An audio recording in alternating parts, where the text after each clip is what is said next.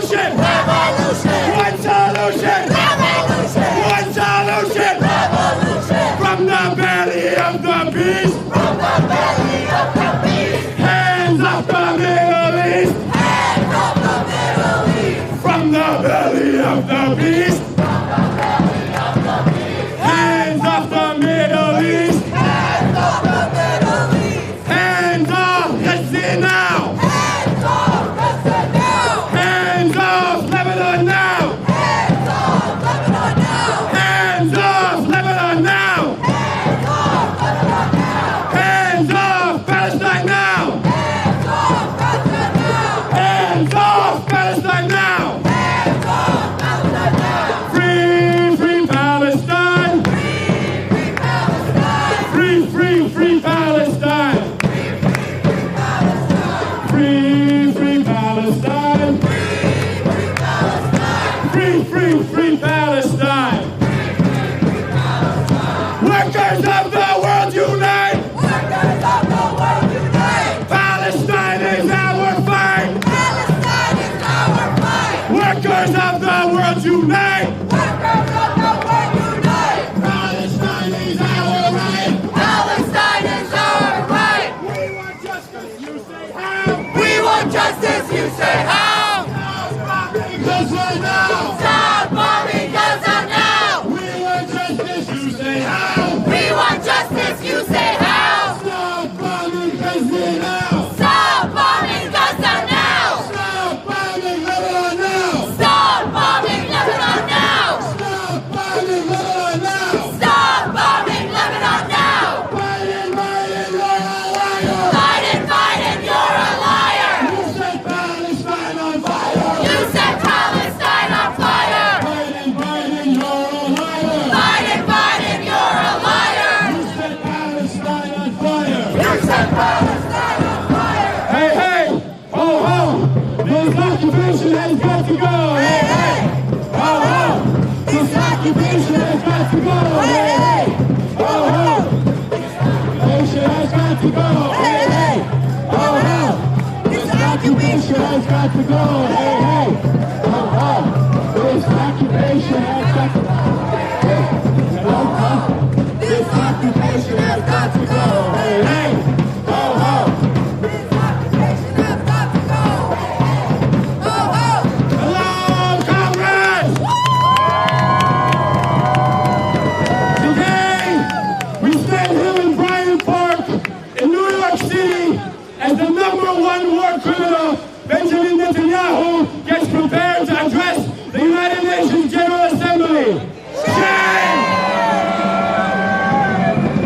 After 11 months of genocide and 11 months of resistance, we are here to let the world know and to let the people of New York City know that this is not tolerated in our city.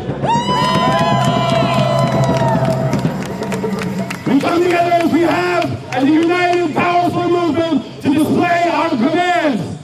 Arms embargo now! Stop the genocide now! We'll be addressed by a number of speakers that have been leaders in this movement. First up, I'd like to call Miriam from the Palestinian Youth Movement.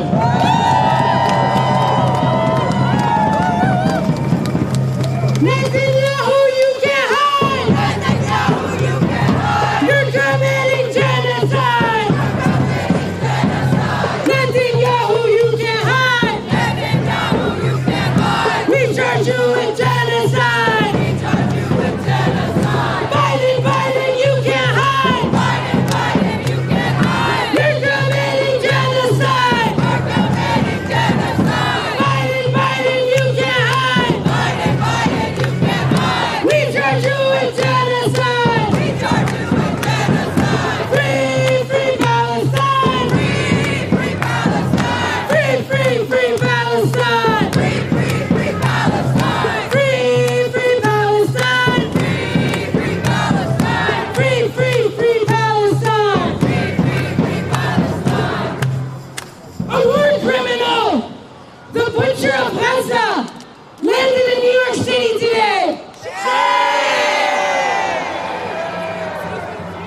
For almost a year, Netanyahu has overseen the genocide of our people in Gaza.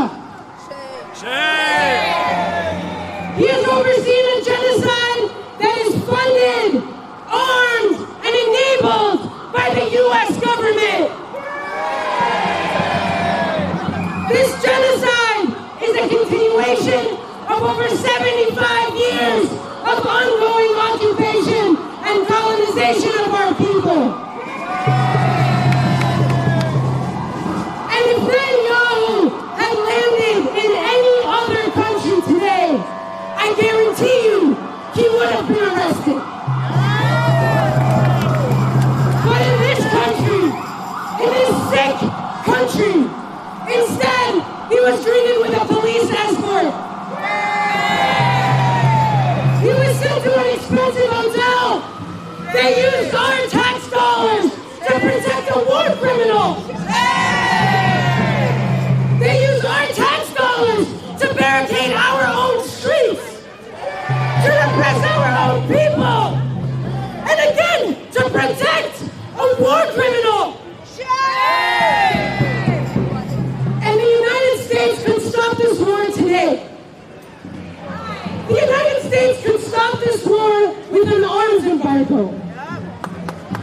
But instead, our government, and we just got this news today, has passed billions more in aid to Israel. Billions more in aid while claiming that they want a ceasefire. And now this war is expanding to Lebanon. It's expanding to Lebanon because the Zionist regime has always been a bloodthirsty regime. It's always been a regime that seeks to expand its occupation to occupy all of the Arab world. The Zionist regime is a threat to liberation that we will not tolerate.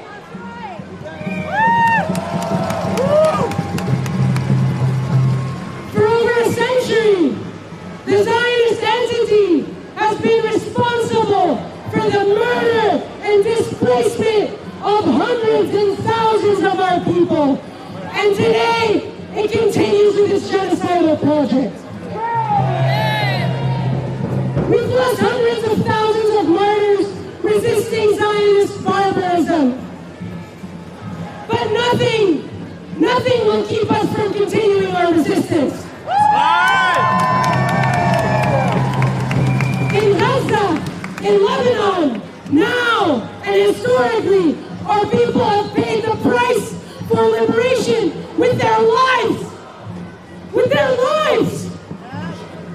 And here, we pay the price for this war. We actually pay for this war. Our government, as much as the Zionist government, is responsible for the murder of over 40,000 Palestinians and the murder of over 600 Lebanese people today. It's responsible for the forced displacement of hundreds of thousands, for the imprisonment and torture of men, women, and children. But nothing will break the resolve of our people. Nothing is going to stop our resistance. And here, in New York City, nothing is going to keep us out of our streets.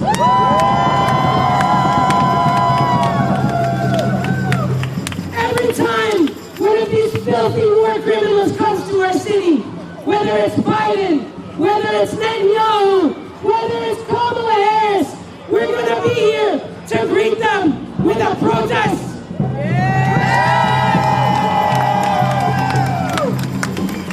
We're not going to rest until we see Netanyahu arrested. We're not going to rest until all of our demands are met. We're not going to rest until we get an arms embargo. And we're not going to rest until our people in Palestine are free from the river to the sea. We We want justice, you say how? We want justice, you say how? Stop bombing Gaza now! Stop bombing Gaza now! We want justice, you say how? We want justice, you say how? Stop bombing Lebanon now! Stop bombing Lebanon now! We want justice, you say how? We want justice, you say how? Arms embargo now! Free, free Palestine! Free, free Palestine! Free, free, free Palestine! Free, free, free Palestine! Free, free Palestine! Free, free Palestine! Free, free, free Palestine! Free, free, free Palestine! Woo!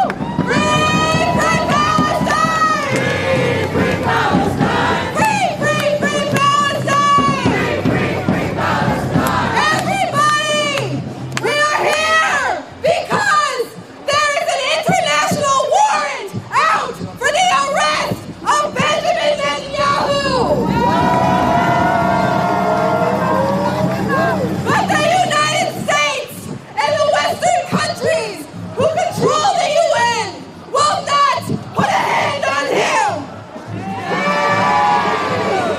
So the people of conscience in this country and the people of conscience all around the world are here to say that we demand the arrest of Netanyahu. And they don't want us to disturb the UN. So everybody, with one voice, we say, Netanyahu, you can't hide. Netanyahu, you can't hide. We charge you with genocide. We charge you with genocide. Netanyahu, you can't hide. Netanyahu, you can't hide. We charge you with genocide. We charge you with genocide. And we know that after the bombings in Lebanon this week, we know that the fight against Israel, the fight against U.S. imperialism is an international fight. And that is why in New York City, in the heart of the empire, we have comrades from all around the world who stand with us in struggle. And so I would like to invite a speaker from the Korean anti-imperialist diaspora group, Naruto.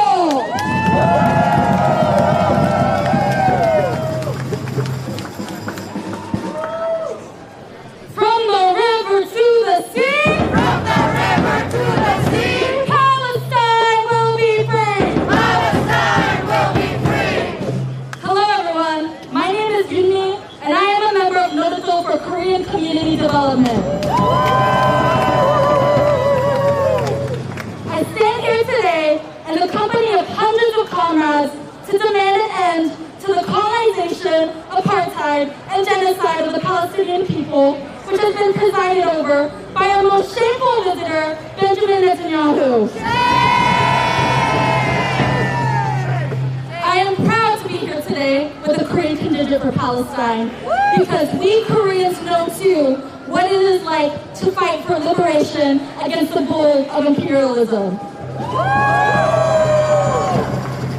For 35 years, we resisted Japanese colonization, yet when our day of liberation finally came, the U.S. swiftly entered to overtake Japan as the decider of our country's fate, irrevocably splitting our nation into two. In 1948, the same year as the first Nakba, the U.S. denied the Korean people the right to govern ourselves and subsequently murdered up to 60,000 people who dared to protest in Jeju Island. A series of military dictatorships backed by the U.S. followed this event and cultivated South Korea into the neo-colonial outpost that it is today. And it is no coincidence that the occupation of Palestine and the division of Korea occurred in the same year. Just as Israel serves as a lackey for imperial interests in the Middle East, the U.S. has ingrained its will so deeply into South Korea that its government directly participates in the current genocide by exporting weapons to the U.S., who then sells them to Israel. heavily capitalists like Chanting are happy to cut out the middleman and supply the IOF directly with weapons and machinery. Meanwhile, the current South Korean president, Yoon Suk-yeol, has not only refused to vote for a ceasefire, but is considered a great friend of Israel by Netanyahu himself. It's no wonder that tens of thousands of South Koreans are calling for Yoon's resignation this weekend. Yoon's complicity in genocide and escalating war exercises in Korea are not an act of leadership. Real leaders protect their people, not endorse their destruction. President Yoon's subservience to the West is a disgrace to our ancestors who fought and died for Korean liberation. Shame! Having felt the retribution of empire on our own homeland, we Koreans recognize that the imperialist agenda that keeps our people divided is the same imperialist agenda that craves the destruction and occupation of Palestine. And so, we stand firmly by our Palestinian siblings in opposition to our common enemy. We know we are stronger together as the liberation struggles of our people are inseparable. And we will continue to fight until both Palestine and Korea are free. Power to every Palestinian fighting for their sovereignty, and glory to all the martyrs. From the river to the sea, Palestine will be free. From Betusan to Halasan, Korea will be one.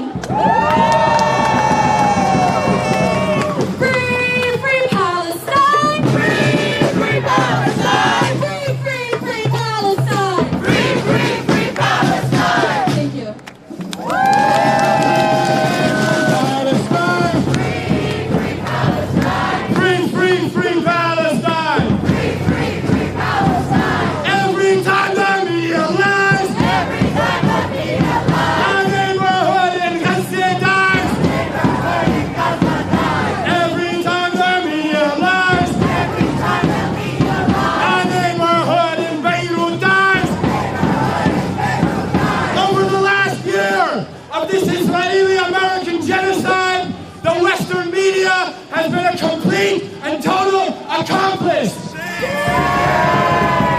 CNN, Fox News, and the New York Times all have blood on their hands. But we as a movement, we have cut through that. We have sharpened our ability to read through that. And we know the truth. We know the truth through the assistance of people's journalists and people who provide the real news. Next up, it is my honor to call Rania Khalid from the Breakthrough News.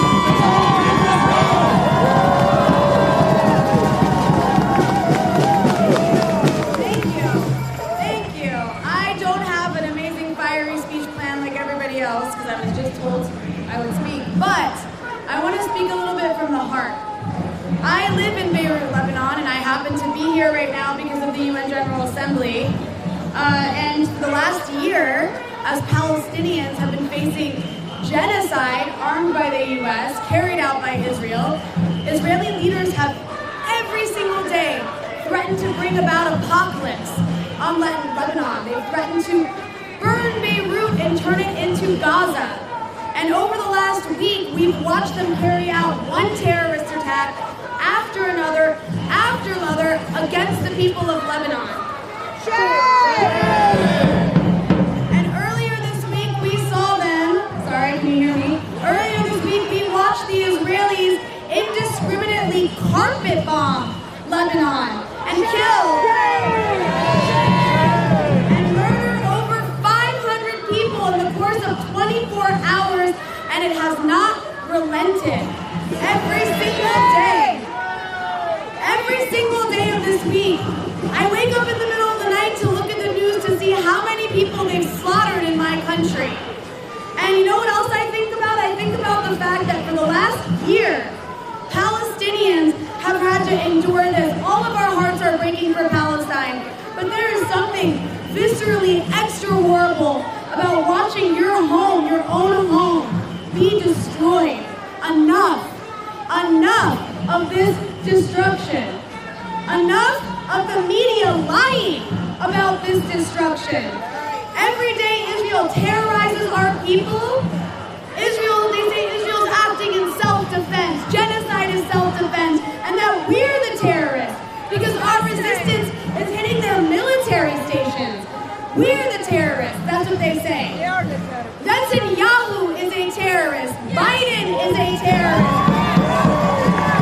And Vice President Kamala Harris, who has been silent since Lebanon has been bombed and has backed Israel 100%, is a terrorist. They want us to submit or die. That's what their ceasefire proposals say. But our people will not submit, and they will refuse to die. They will always fight back. And they are fighting under the most dire of circumstances. In Gaza, they are fighting under the most dire of circumstances, from tunnels.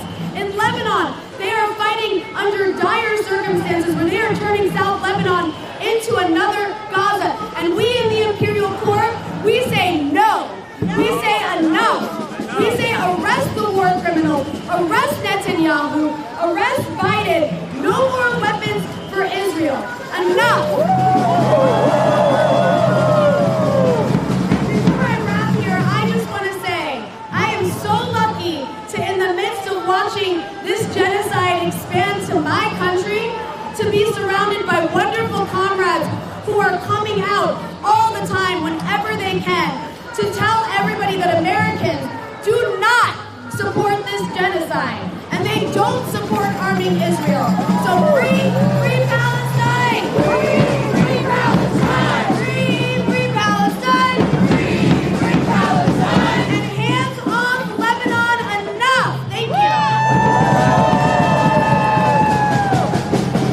We want justice, you say how? We want justice, you say how? Hands off Palestine now! Hands off Palestine now! Stop bombing Gaza now! Stop bombing Gaza now! Hands off Lebanon now! Hands off Lebanon now! Stop bombing Lebanon now!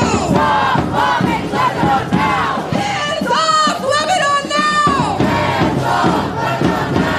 Stop bombing Lebanon now! Stop bombing Lebanon now! Hello, comrades! Thank you for joining us! We are out here after 10 months of organizing because the heads of state from around the world have gathered in New York. And we, the people, are here mobilizing as we do every day because we know the leaders of this country have ignored our calls for the last 10 months. The U.S. ruling class has shown their true selves to us. Instead of persecuting a war criminal, they choose to oppress us and attack us and censor us. So I would like to welcome somebody who has been a long-time fighter for the people of this country and for the people around the world. Please welcome Dr. Jill Stein. We want justice, you say how? We want justice, you say how? Hands off Gaza now! Hands off Gaza now! We want justice, you say how? We want justice, you say how? Hands off the West Bank now! Hands off the West Bank now! We want justice, you say how? We want justice, you say how? Stop starving Gaza now! Stop starving Gaza now! We want justice, you say how? We want justice, you say how? Free Palestine now! Free Palestine now! Thank you all so much. You are all the heroes. We are the heroes. We say to Netanyahu, off you go to The Hague now, as soon we can make it happen.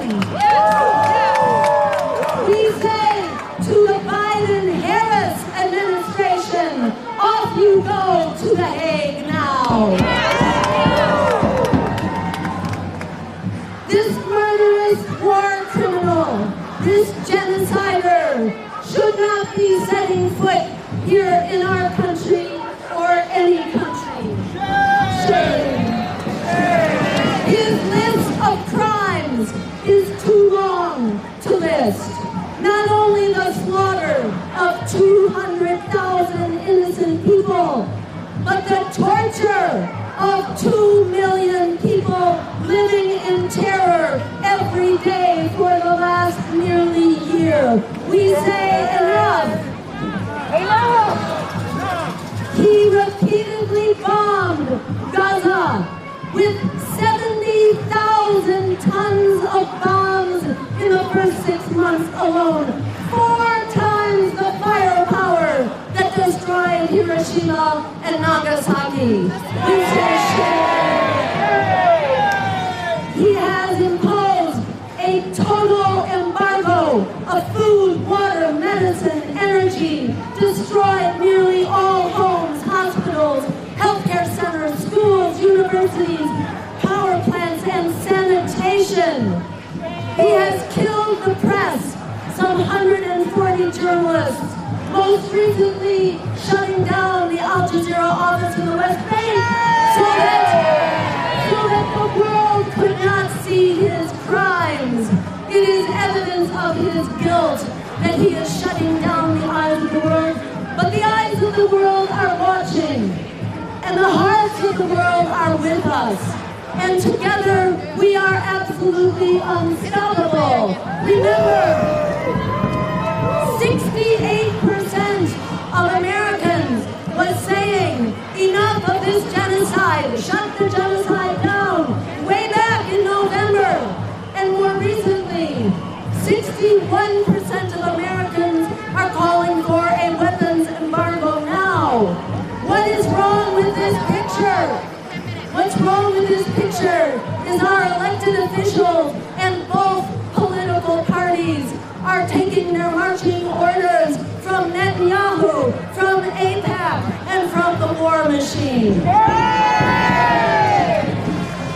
I want to remind you what Frederick Douglass said, that power concedes nothing without a demand. We must be that demand in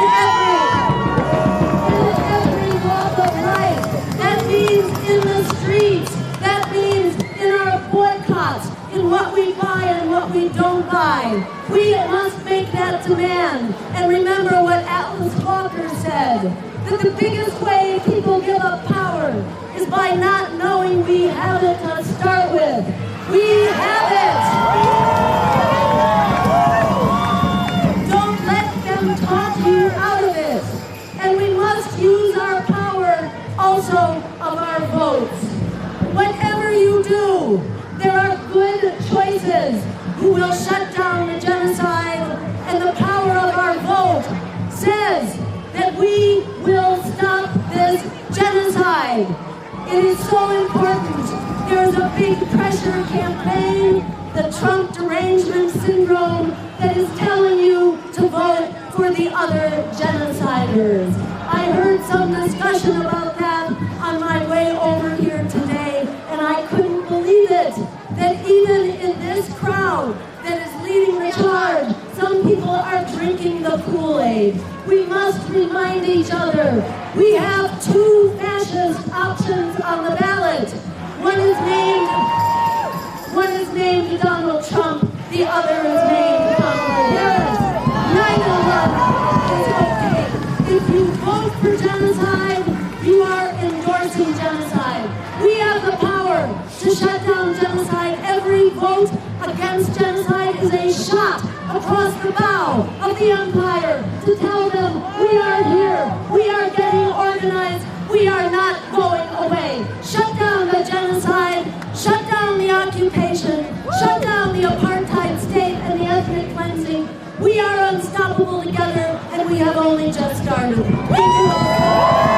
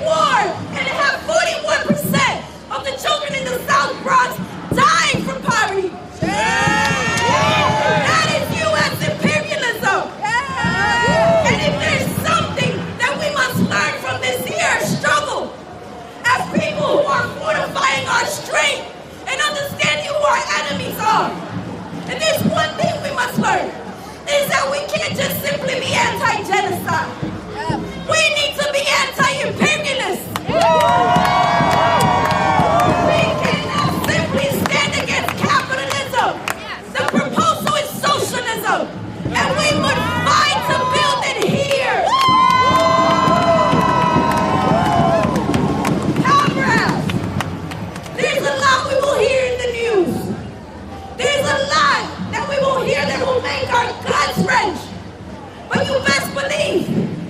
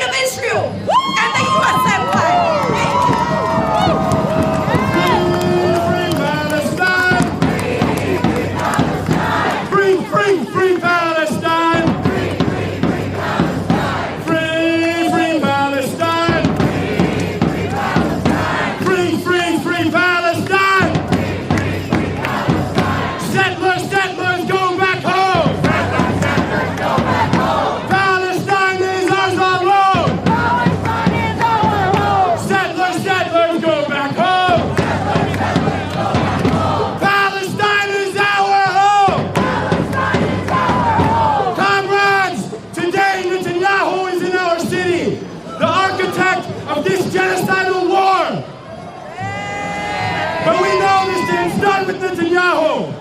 We know this has been going on since 1948 and beyond. And we know that the Palestinian people, our people in Gaza, in the West Bank, our Palestinian people in Lebanon, and the broader region, will outlive this genocide. Their resistance will continue until complete freedom and liberation. And as long as that continues, we will be in the streets, we will be organizing, and we will build organizations for the long term. I'm going to call up somebody, an organization that knows about building for the long term, that knows about staying in the fight. Please welcome Bill from Pal Auda. Free, free Palestine! Free Palestine! Free, free Palestine! Free Palestine! Hands off Lebanon! Hands off Lebanon! Hands off Lebanon! The world has never known a more evil creature than the monster who landed in this city last night and will be speaking at the United Nations tomorrow. I need not say his name, but it is not only him, but everyone in his regime who seek the extermination of the entire people of Palestine and of Lebanon too, to guarantee the future of that crooked real estate scheme they call Israel. The world has never seen greater evil than his army is perpetrating today on the children, women, and men of Gaza, of the West Bank, across Palestine, and in Lebanon. But if there is anyone who is greater evil, it is those who pay the bills. Because he would be nothing, his army would be nothing, without the endless flow of weapons of mass destruction from the United States, paid for by our tax dollars.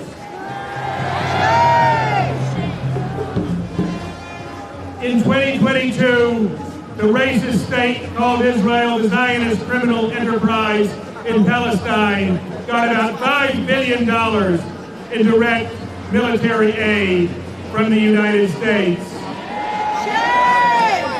Since the genocide began last October, or intensified, they have been given, in my estimate, over $40 billion of bombs, white phosphorus, chemical weapons, dense inert metal explosives, even free gasoline for fuel for jets being shipped by the Valero Corporation to fuel the F-16s and F-35s at our expense. And Biden and Harris claim they want a ceasefire. Just today, Washington allocated another $8.7 billion of free arms to the Zionist murder machine in Palestine. This is when people are being shot in the subways of New York by NYPD over a goddamn $2.85 fare. Where teachers, where schools have no money, hospitals have no money, we have no medical care, people are sleeping on the streets. Before they murdered him, Dr. Martin Luther King said, the bombs that explode in Vietnam also explode in our communities here. That is true today as well. The bombs that explode in Gaza and in Lebanon also explode in our communities here. And we have the most important job in the world. Let me say first, I said there is no greater evil than these monsters and those who pay them. There are no greater heroes on earth. The world has never seen greater heroes than the people of Palestine, of Gaza, of the West Bank, of Lebanon. who are standing up to this brutal war machine. They are not terrorists. They are freedom fighters. And we too must be freedom fighters. We too must be heroes, because our job is the most important in the world, to stop the flow of arms and money to the Zionist murder machine. And when we do that, we will be striking a blow not only for the people of Lebanon and Palestine, but for all of humanity, and for including ourselves. Not another nickel, not another dime, no more money for Israel's pride. Not another nickel, not another dime, no more money for Israel's pride. Long live the resistance.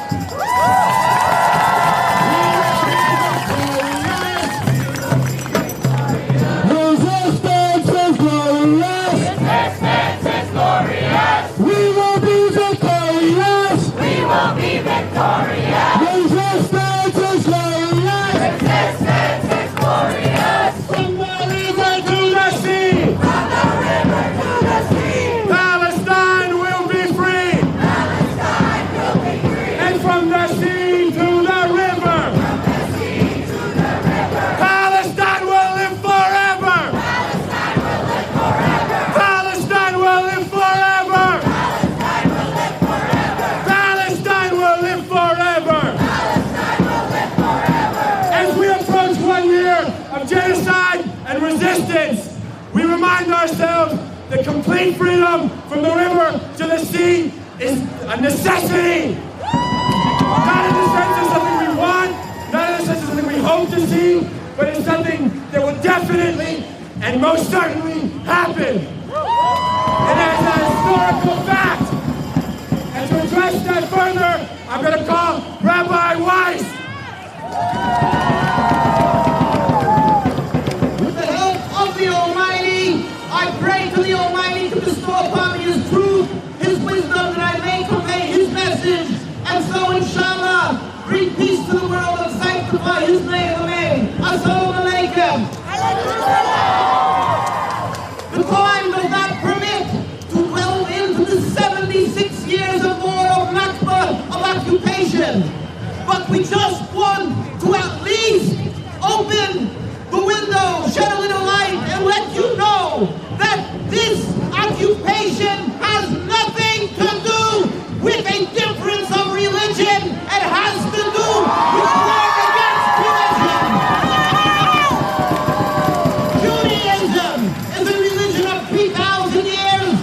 Zionism is a movement of 140 odd years. It is a total transformation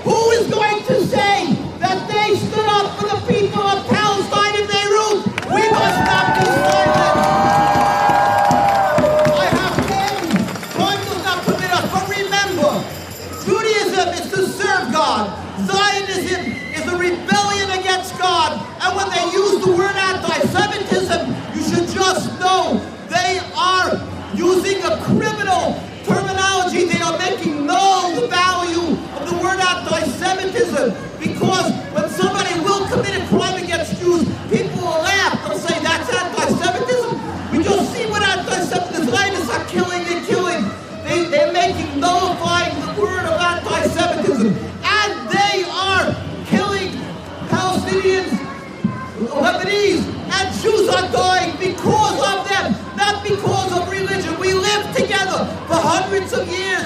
The Muslims protected the Jews for hundreds of years. What has changed? Occupation. They are the cause of the death. They are the cause of all the bloodshed, of Muslims, of Christians, of Jews. Let us remember. So therefore, do not be silent. Do not be intimidated. Stand up the whole time until ultimately God, with His compassion, will bring a total removal. God help speedily and peacefully of the occupation. Assalamu alaikum. Judaism, yes. Judaism, yes. Zionism, no. The state of Israel must go. Judaism, yes. Zionism, no. The state of Israel must go.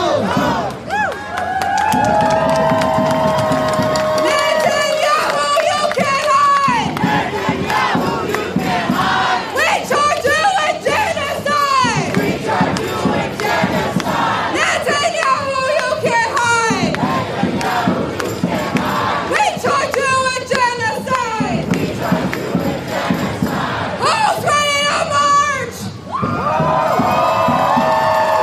Our last speaker before we march is somebody who knows about standing between the imperialist monster and the liberation of our people.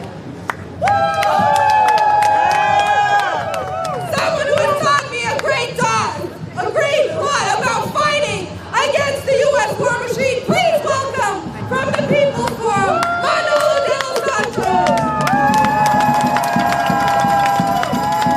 From Palestine to Lebanon, From Palestine to Lebanon! stop the U.S. war machine. Stop the U.S. war machine! From Palestine to Lebanon, From Palestine to Lebanon! stop the U.S. war machine. Stop the U.S. war machine! From Palestine to Lebanon, Palestine to Lebanon! stop the U.S. war machine. Stop the U.S. war machine! My friends, comrades, we are here today because there are war criminals parading in New York City. But it's not just Netanyahu. The biggest war criminal in New York today is Joe Biden. Every bomb that falls on Lebanon is a U.S. bomb. Every bomb that falls in Gaza is a U.S. bomb. If you are a U.S. politician and you don't stay no to weapons to Israel, then you are pro-genocide. We are here because right now they're telling us to stay quiet. They're telling us to just shut up and vote. But we want more than that. We are here for more than just a ceasefire. We want liberation. We want an end to occupation. And for the occupation to go, Israel has to go. Israel and the United States are the greatest threat to peace in the planet. Are we gonna march together? Are we ready to fight together? We come from many countries that are being occupied. From Gaza to the Philippines. From Haiti to the Congo. We know the cost and the pain of U.S. imperialism. From Gaza to Korea, we know the struggle is won. Blockades, sanctions, occupations are all crimes against humanity.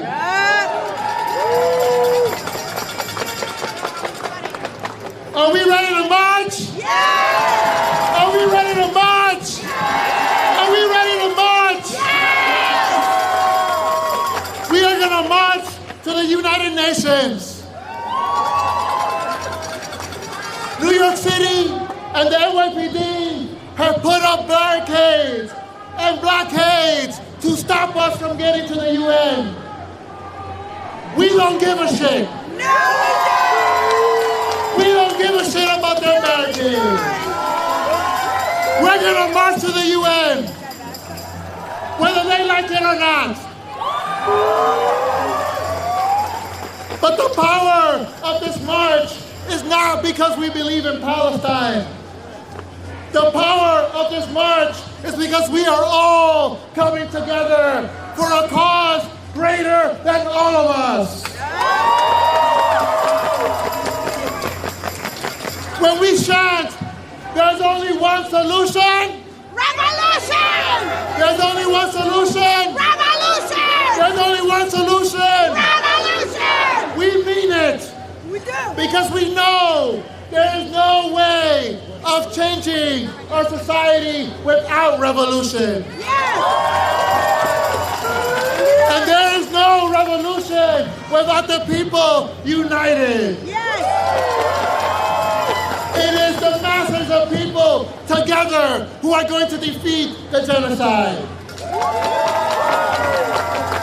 So we ask you now to start getting ready to march. We're going to start forming on the sidewalk here to take 42nd Street. Okay? Are you with me? Are you with me? Free, free Palestine! Free, free Palestine! Free, free, free Palestine! Free, free, free Palestine! Free, free Palestine! Free, free Palestine! Free, free, free Palestine! Free, free, free Palestine! Let's start forming the Settle March! Free, free Palestine! Free, free Palestine! Free, free, free Palestine! Free, free, free Palestine! Never behind the banners, stay united!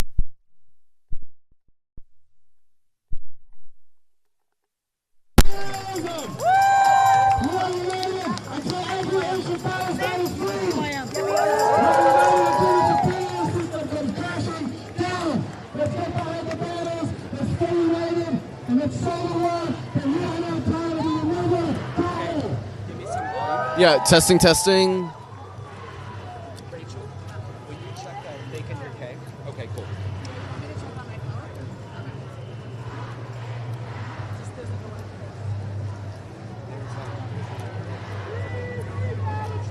Free, free, free Palestine! Free, free, free Palestine!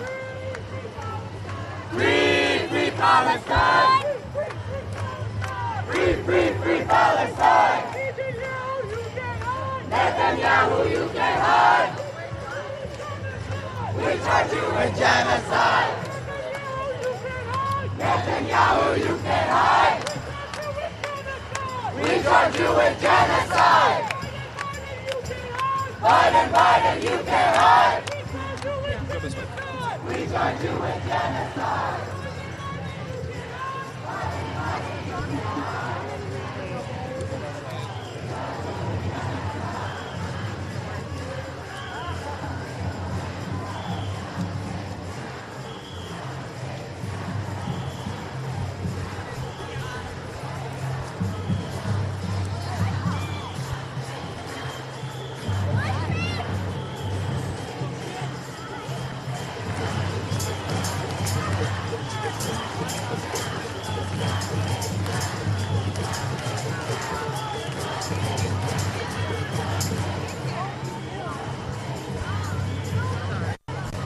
Should we just get on 42nd? Yeah, that sounds good. All right.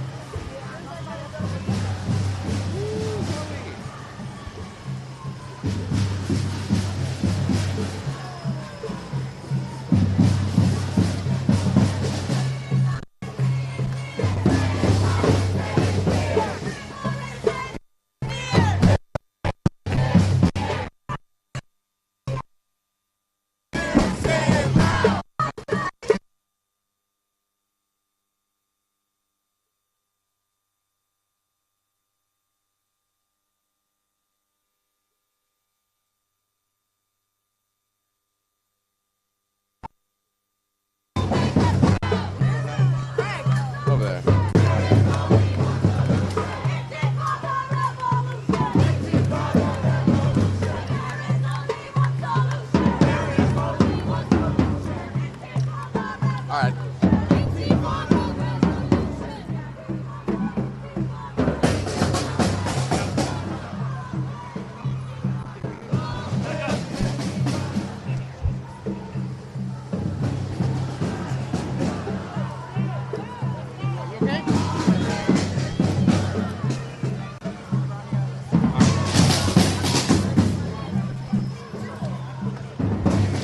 So, welcome to the United Nations General Assembly Breakthrough News Edition. You just heard the program for today. We're marching to the UN General Assembly, the United Nations headquarters here in New York City, where Benjamin Netanyahu is going to address the delegations. And, you know, obviously, we've been out here protesting the genocide for 11 months now in New York City. We've been covering it. And, you know, just in the last week, as you've seen, these horrible attacks in Lebanon, hundreds of people killed in this unprecedented bombing campaign in Lebanon, and Israel's clear attempts at trying to escalate a war with Hezbollah. You know, it seems like they failed to achieve their objectives in Gaza, and they know that if the war ends, you know, the world will hold them accountable for their crimes. So, you know, if you want to put out a fire, you start a bigger one right next to it. That seems to be the Israeli logic. So, you know, we're gathered here with a big protest, marching down 42nd Street towards Grand Central and the United Nations building. And right now, things are a little chaotic. You know, for those of you who are watching the last time we marched on Benjamin Netanyahu's address to Congress, there was, you know, we were pepper sprayed. The protesters were pepper sprayed. We were pepper sprayed on the Breakthrough News team. These people are very protective of their war criminal. The police are very protective of Benjamin Netanyahu, and there's just a massive police presence here today. Actually, I was talking with someone earlier, and, you know, in D.C., when in July, they had NYPD, New York Police officers out in the field. They were basically like rented from New York City and deployed to Washington, D.C. to protect Netanyahu. But now they're on their home turf. This is our second time marching on one of his addresses. And we'll see what happens. It looks like there's already a tense situation here right now.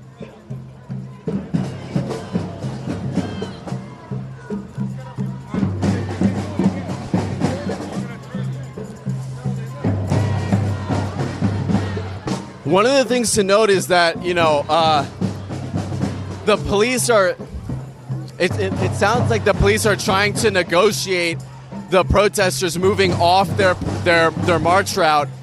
The protesters in that last speech you may have heard pledged that they're going to march on the United Nations, and they don't give a shit what the police say. They want to march on the UN building, and the crowd seemed to agree with them. So we're about 3 blocks away from that. I can already see a huge barricade further up.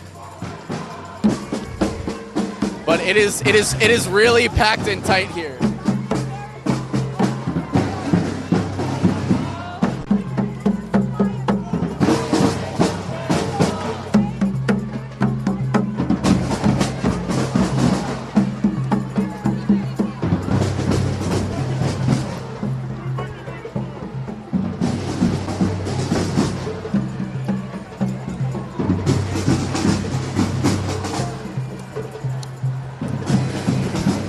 There's actually some talk that Benjamin Netanyahu's speech has been rescheduled also. We're not sure if that's the case, but some people were saying that his speech is actually scheduled for tomorrow morning now, you know, which I suspect, if that's true, he was trying to avoid this protest happening during his speech. But we'll see. And of course, you know, as you all know, Benjamin Netanyahu was convicted. He was found guilty of genocide by the International Criminal Court. And a lot of countries, especially European countries that are party to the ICC convention, have said that they would arrest Netanyahu on sight. So, you know, this is really the only country he can safely travel to. And he's been avoiding traveling outside the country because he's an internationally wanted criminal. And the other thing is he's addressing the UN General Assembly, and it's like, this is a man that has violated every single chapter, every single article of the United Nations Charter. And there was a resolution passed in the General Assembly calling on Israel to stop its genocide, to withdraw its occupation forces, and calling for an arms embargo on Israel. And it really, it begs the question, what is the role of a body like the United Nations if it's unable to serve its purpose to maintain international peace? So that'll certainly be a big question at the UN this year, and many delegations have raised the issue of Palestine in their speeches.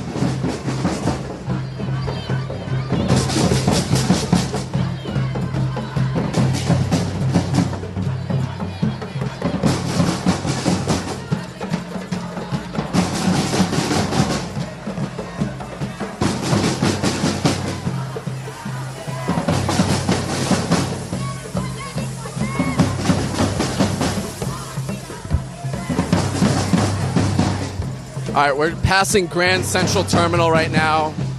We're about 2 blocks from the Israeli consulate, which is down the street. And every time we try to protest at the Israeli consulate, the NYPD has actually made a habit of deploying all their forces. They don't even let us get near the consulate anymore. They block it like a few blocks up.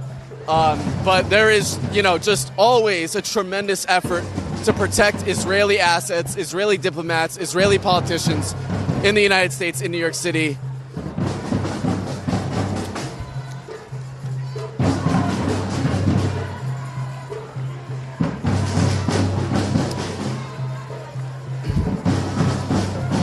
Another interesting dynamic about the police presence here is that today there was a federal indictment that was unsealed against Eric Adams, who's our mayor. He used to be one of the top officers in the NYPD. He was Brooklyn Borough president, and he, really ran on these tough-on-crime policies. Eric Adams, who is like a huge Zionist, huge supporter of Israel, he would demonize us constantly. When I say us, I mean, the protesters, people who support Palestine. He would demonize us, say that we support terrorism or that we're foreign funded. And today there was a federal indictment unsealed revealing that he's been taking millions of dollars in bribes from the Turkish government. But these are his cops out here, that are giving the protesters a really hard time today. You see them all along the side. They're not letting the protesters march on 2 sides of the street, which, used to be allowed, but they're really trying to prevent that. And you see them with their billy clubs. Just look like they're ready for war. The NYPD, by the way, the NYPD's budget is larger than that of the North Korean and Iranian militaries. I mean, this is like a standing army. Make no mistake about that.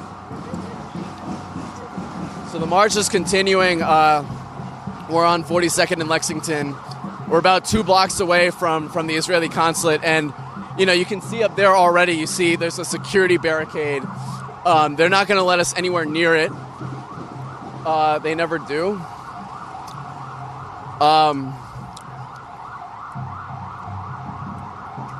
Sorry, there's an ambulance passing.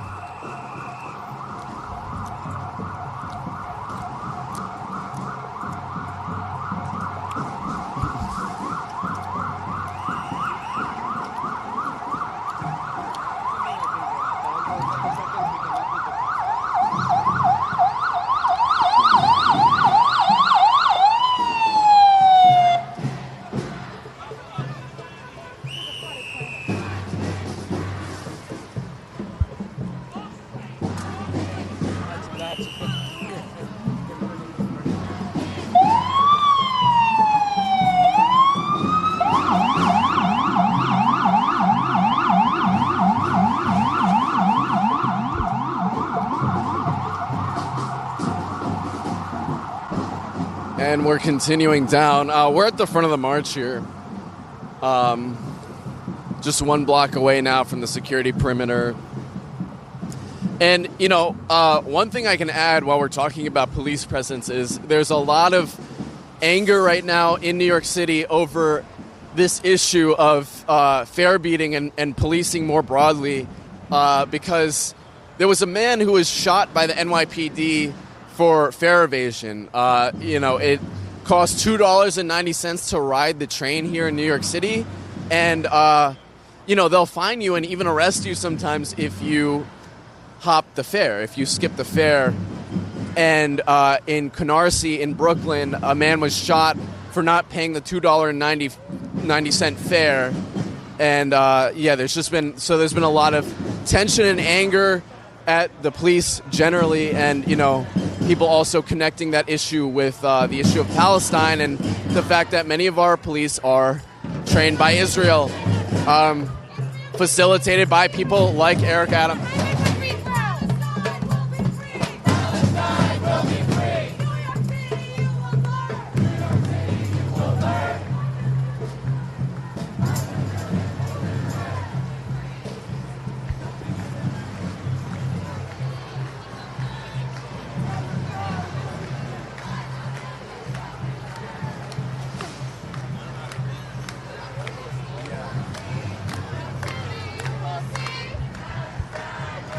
So you just see this march it goes back like 2 blocks maybe.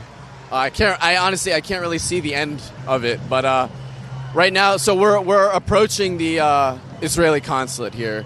It's this gray, just very bleak looking building. There's like 1 Israeli flag on the very top and just security cameras everywhere. But we're approaching it right now, and it looks like I actually see one of the big arrest vans that they use to haul off protesters. It's parked right there on the intersection. Maybe they just kept that there for easy access in case they wanted to arrest anyone. But we're going to try to get up closer to the front here. Oh, hey, what's up? Israeli consulate. Right here, yeah. So people are gathering right up by the consulate here, and you see they've set up a security barricade. They have not let us near the consulate in months, like many months. Only in October, November were we able to protest over there by the Pix 11 building. But since then, they've just said, you're not allowed to protest Israel. You're not allowed to protest this government that's committing a genocide. So as you can see, we can't pass through here. No, we can't pass through here. So, they're doing their duty, protecting foreign genocidal government who we're funding with our tax dollars. We're funding them with our tax dollars to allegedly protect us, but, they choose to protect this terrorist state instead. But, that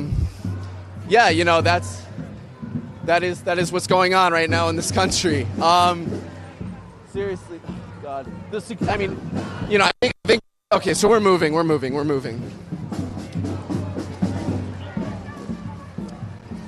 And, wow. So, thank you.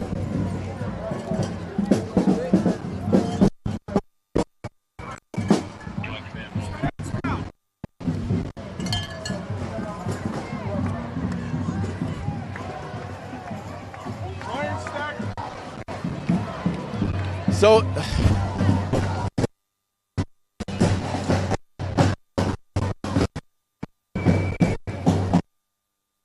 they've pushed us off to the side here. We're marching down a different road, up 3rd Ave, and we're just mixed in with the police here. I mean, this is like very, very fast-paced march, very dynamic, I guess. But it's like protester, cop, protester, lieutenant. But we're back at the front here.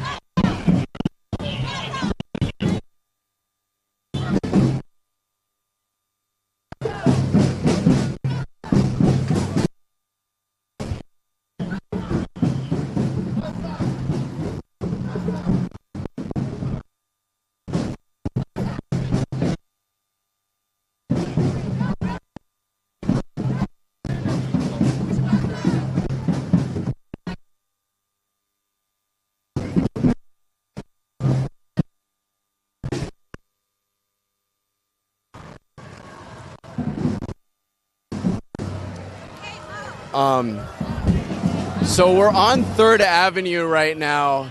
This is the end of the security perimeter of the United Nations. And there's a big protest here, it looks like. I actually don't know where these folks are from, but they have all the right signs. But they're like surrounded by a bunch of cops. This might be another Palestine protest. I'm actually not sure. There's like a police watch. Oh, okay. It seems like it's for Marcellus Williams. And it looks like there's a lot of support from the Palestinian community. Obviously, the United States keeps just exposing itself. Hey guys! Oh, yeah, we're here with Rania. Me and Heather. Did you speak?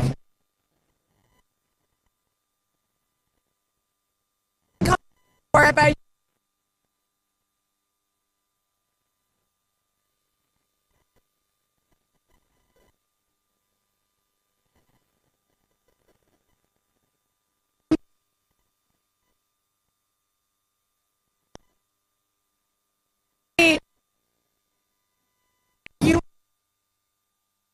every single day on homes.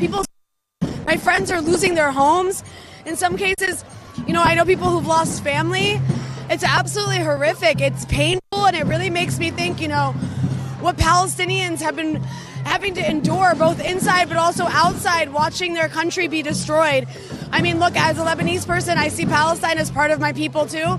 But when it's where you're from and actually where you live, there's like an extra level of anxiety. It's not fair for people to be living this way. It's just not. It's so sick. And, I was talking to a Lebanese friend of mine, and I was asking her how she was doing, and she just sent me a video of missiles hitting her village, just completely destroyed.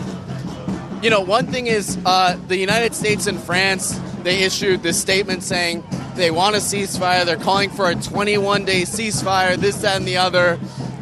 They say they want peace. What do you make of that? I mean, the terms of this ceasefire is exactly what they're asking for in Gaza, too. They're saying submit and die. Because even if Hezbollah stops firing right now, Israel will keep going. This isn't about Hezbollah. Israel has invaded, occupied, and massacred people in Lebanon before Hezbollah existed and after Hezbollah's existed. In fact, the only thing that's made it so that it's taken Israel a year to even go this far in Lebanon is Hezbollah standing in the way and firing at Israel. So on top of that, look, Benjamin Netanyahu is more popular than ever because the Israeli public is so hungry for war. He has to feed that bloodlust of a society that from cradle to grave is indoctrinated to support genociding Arabs and stealing their land. And his entire coalition, made up of these right-wing people in his coalition, are demanding a no ceasefire war on Lebanon. They have no choice. He in a way has no choice, or his coalition will be destroyed. His right-wingers are threatening to back out of the coalition. It'll be destroyed. So you have a country and a politician whose literal political existence and ability to stay out of jail is dependent on continuing to massacre children. That is not something that deserves to exist. Based on that alone. Yeah. And you have a whole faction of the existing government saying, if you stop this war, we're going to quit and destroy the government. Yeah. It's just purely a lunatic state. One thing you were showing me is all these quotes of Israeli officials saying in October that they want to destroy Lebanon. This is not, like you're saying, it's not about Hezbollah. What do you make of, just this unprecedented slaughter, 700 people in a matter of days? What do you think Israel's goal here is with this slaughter that people might see as senseless? They don't understand it. Well, Israel is stuck. Sorry, buddy. We're stuck by the drums. Israel is stuck. They can't get their hostages back in Gaza because Hamas is still fighting, and they're still exacting casualties. And now their new military mission is to return their settlers to the north who've been displaced by the fighting with Hezbollah. But by going deeper into Lebanon, by massacring Lebanese people and causing more displacement, Hezbollah is just going to hit back at Israel harder. And it's going to mean that there's going to be more displaced Israelis. So until now, I don't know if people can still hear me because of the drums. Should I keep talking? Till now, after 12 months of genocide and slaughter, Israel has achieved none of its military goals. Until now, more massacres are not going to achieve any of Israel's military goals. They're just going to bring apocalypse to the region. It's completely nihilistic, and it's a society and a government that is completely insane and is prepared. It's not sustainable. It's not sustainable, and they want to take everybody down with them, and the U.S. insanely seems totally to back it. It's completely crazy, and we're looking at a situation where we can have a regional explosion where everybody's fighting, including the U.S. and Iran. It's incredibly dangerous right now, and the only adults in the room are these resistance factions holding back that the U.S. government labels terrorists. It's crazy. Do we wanna move? Yeah.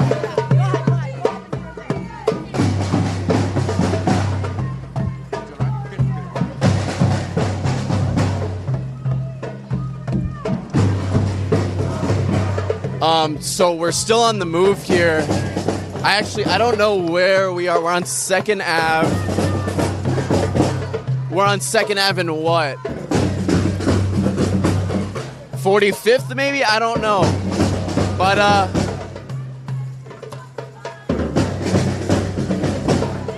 okay, I know where we are. I think we're on 2nd and 48, which is sort of the designated protest zone during the UN General Assembly. There are groups that assemble up in this park over here. It's the closest you can get. So I think we're going over there. But, I think Rania laid it all out in the sense that this is a conflict with global consequences.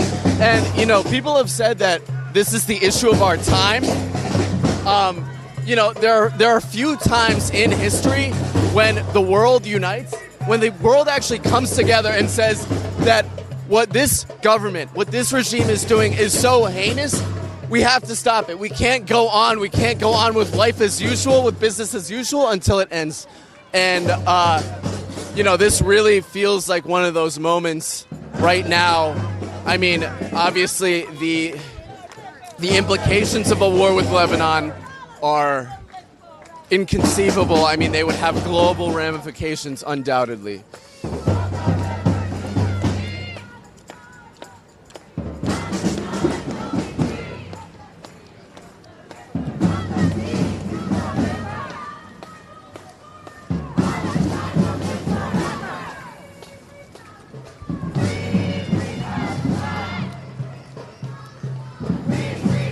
So, we're going to be marching to 1st Ave now, and this is as close as we'll get. You see they've barricaded everything up here, but yeah, usually they trap. They have protest groups that are just sort of allowed to protest in these designated areas, these cages. So we're marching towards the building now. You'll see it in a sec. But really, I want everyone to take a good look at the United Nations, to really think about the institution. Obviously, it was set up in the wake of World War II. It was set up to ensure that, there's never another global conflict that steals so many lives. And, it was set up to hold these rogue actors, these terrorist regimes accountable, like Nazi Germany. And now, today, in 2024, you have a country that is actively seeking out, trying to instigate war, trying to instigate regional war, a nuclear-armed superpower that's trying to instigate a regional war and draw the world's biggest military force into it. So,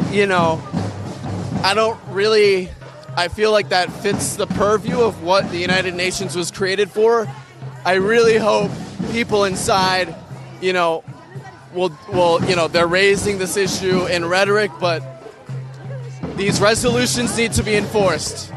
Otherwise this is going to continue, and the protesters here are demanding an arms embargo, and that's really Biden. He called for the ceasefire that we were talking about with Rania. they're calling for the ceasefire. They could end this in a second. They could pick up the phone immediately and call Netanyahu and say, you're not getting another penny out of us until you stop this genocide, until you stop this regional war with Lebanon and Iran. So we're gathered here at the front of the march in the protest area.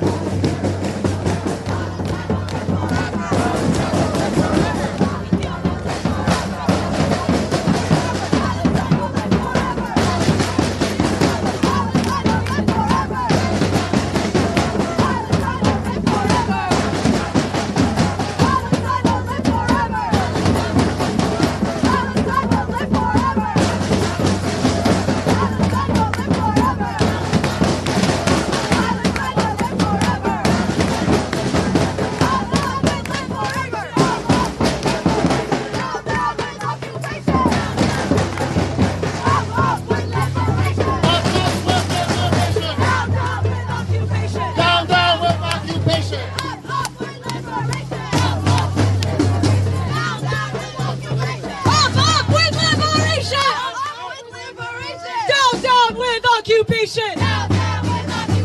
Free, free Palestine! Free, free, free Palestine! Free, free Palestine! Free, free, free Palestine! We want justice, you say how? And the siege on Gaza now!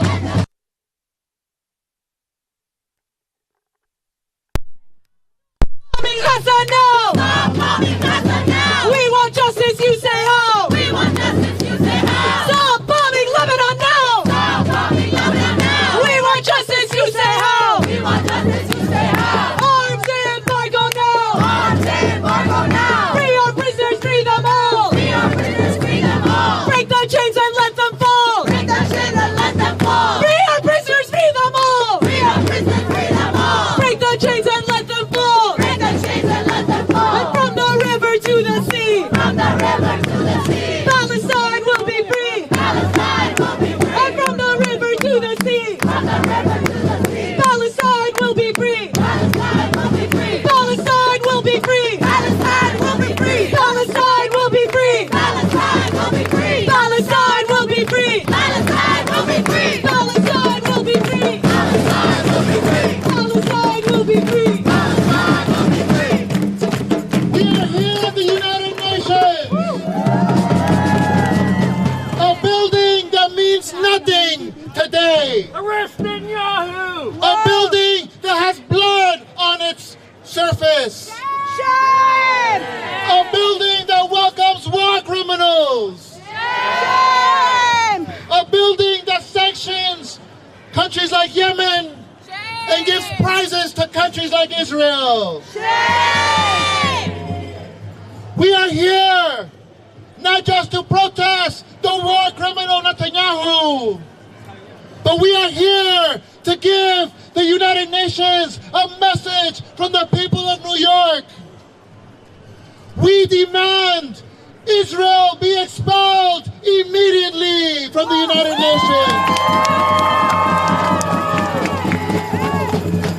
We demand the Security Council place immediate sanctions on Israel now. We demand that war criminals like Netanyahu and Joe Biden get brought to The Hague. They want to talk about peace, but we want justice first. They want to talk about human rights. We are here to tell them this country does not respect human rights. This country doesn't only send billions of dollars in weapons to kill the people of Lebanon and the people of Gaza. They also execute innocent black men in this country.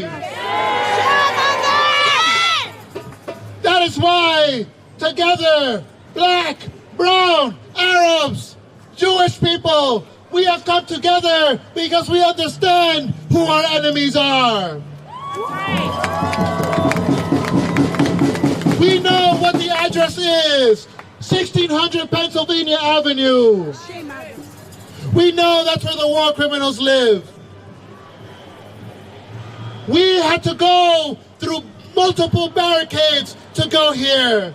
And then they call that democracy. But I don't know you, I have no plans to stay in front of this building for too long. Do you want to keep marching? Or do you want to stay in front of the UN? March or UN? We want to march, right? So we're going to turn our banners around and we're going to take hell into the city again. Because there are other people who we have to remind of their complicity in genocide. For example, the New York Times, the main publisher of lies to cover up the genocide. And there are a few other buildings along the way that remind us who our enemies are. I now want to pass the word before we start marching again. Brian Becker from the Answer Coalition.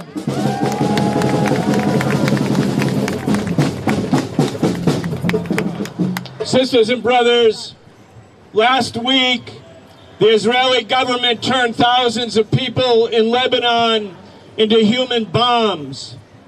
They inserted explosive devices into their communication phones, pagers, walkie-talkies.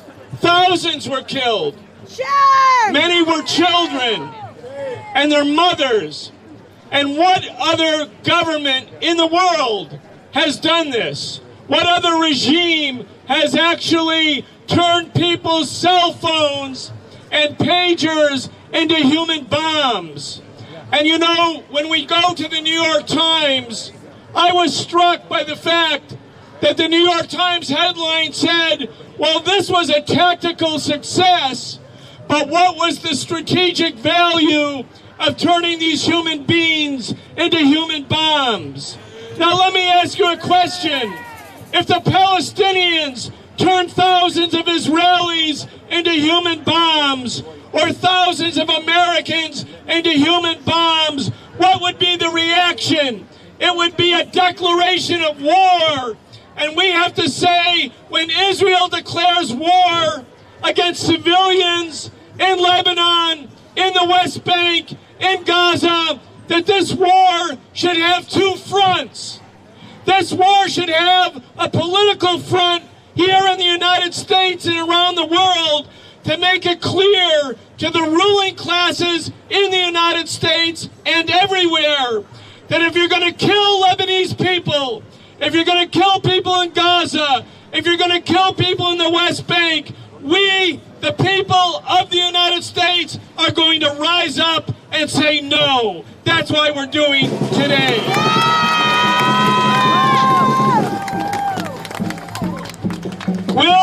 Will, I want to finish with one point. We've been talking to the people in Lebanon. There are 100,000 fighters in Lebanon who have made it clear that should Israeli forces come into Lebanon, it will be their graveyard. What is Netanyahu doing? In order to save his own skin, he's willing to take Israel to a war in Lebanon that it will lose. He's willing to commit a genocide in Gaza, and even though he has succeeded in killing so many people, he has not succeeded in wiping out the Palestinian resistance. And why? Because it cannot be wiped out. That's why Palestine and Lebanon will win. Are we ready to march? Yes! To go to the New York Times? Yes! To let them know that we consider the media, the capitalist, corporate-owned media, to be complicit in genocide. Israel drops the bombs. New York Times makes up the excuses. and the U.S. government pays the bill. They're all guilty of war crimes. Thank you very much. Free Palestine! Free Palestine! Long live Palestine! Long live Palestine! From the river to the sea! From the river to the sea! Palestine will be free! Palestine will be free! The people united will never be defeated! The people united will never be defeated! The people united will never be defeated! The people united will never be defeated!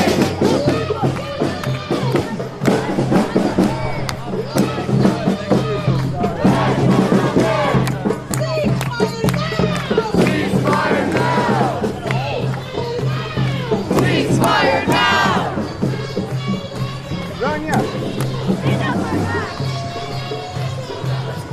Stand up, my back! Stand up, my back! Stand up, my back! Big fan of your work. Stand up, my back. Stand up, my back!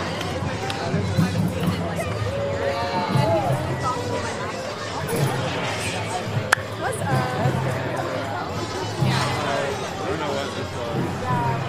Wait, are you guys going to Warrior? Huh?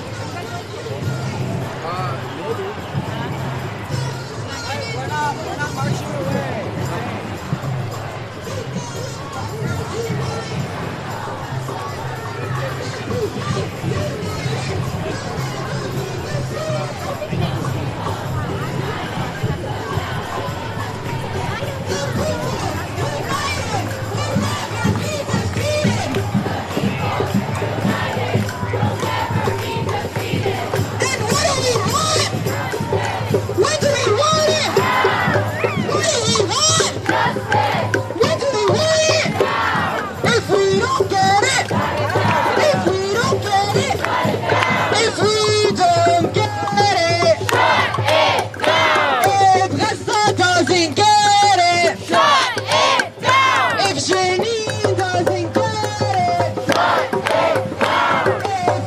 Doesn't get it, shut it down. If Lebanon doesn't get it, shut it down. If our people don't get it, shut it down. Shut it down. Shut it down. What? Shut it down. Shut it down. Shut it down. Shut it down. Shut it down.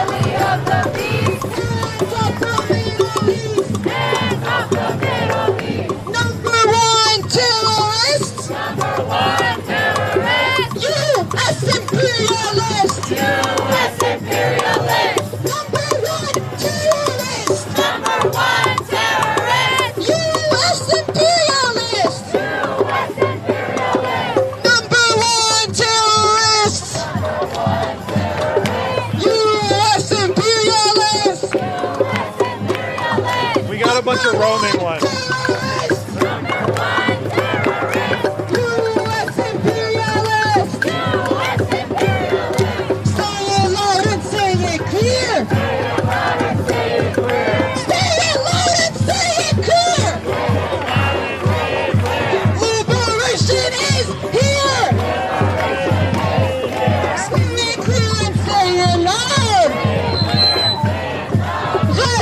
You make us proud!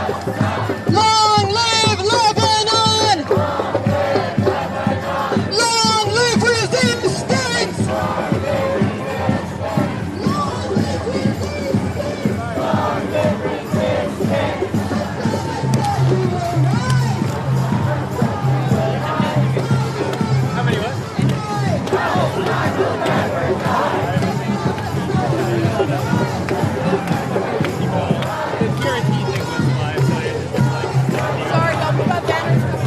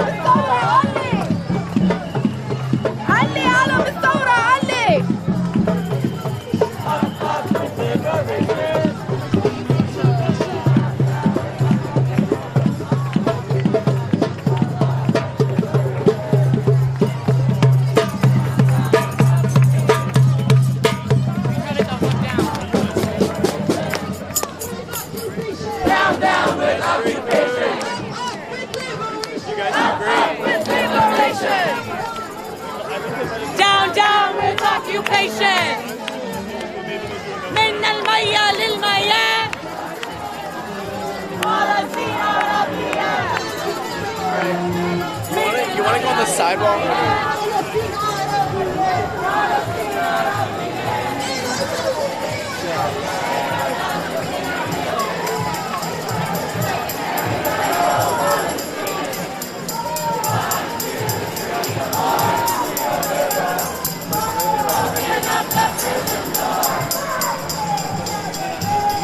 Let's get up a little further. Yeah.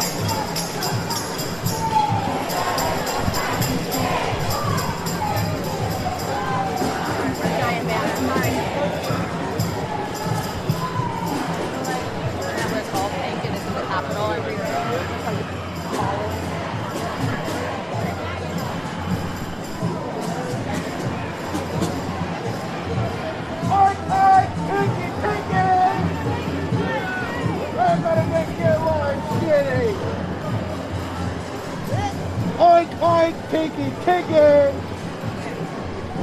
We're gonna make their lives shitty.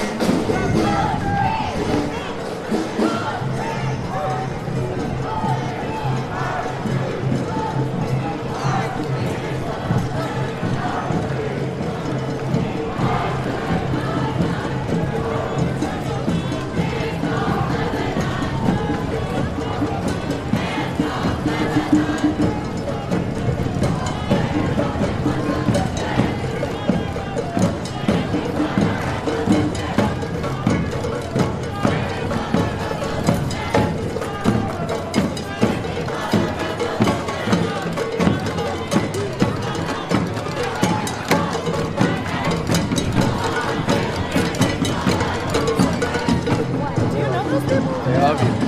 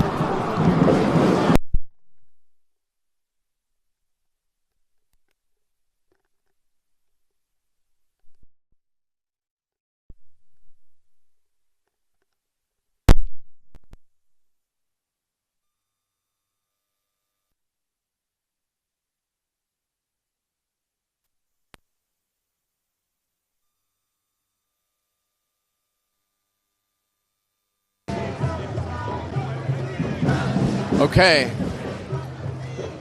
we are back. We're back at the front of the march. If you caught the ending of that rally, that secondary rally, we're going to the New York Times building because they wouldn't let us pass the security barricade. They put up a security barricade every year at the UN. So we're going to the New York Times, and as one of the speakers was saying, you know, we're going there because if you've seen the way they're reporting, even just this latest pager attack in Lebanon, calling it a massive tactical victory, you know, bragging about the innovative nature of blowing off thousands of people's hands, blowing their eyes out, killing children, blowing up people in their cars, you know, the New York Times is 100% complicit, and all of the mainstream media is 100% complicit in this genocide because Israel kills people and then the media murders them again in headlines, in columns, in opinion pieces, you know, completely failing to identify the killer, identifying the perpetrators, using this passive language. So right now we're headed to the New York Times building, which is on 38th, 39th. Where's the New York Times building? 40. All right, so we're marching across town. I don't know what avenue that says.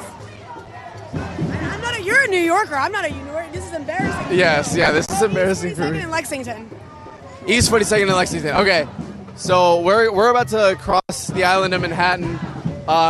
People were asked if, you know, they want to keep marching, and the anger here is palpable. The energy is very palpable. People want to keep going. So we're headed to the New York Times building, and, you know, who knows how long this will go. But, yeah, the march will just continue on.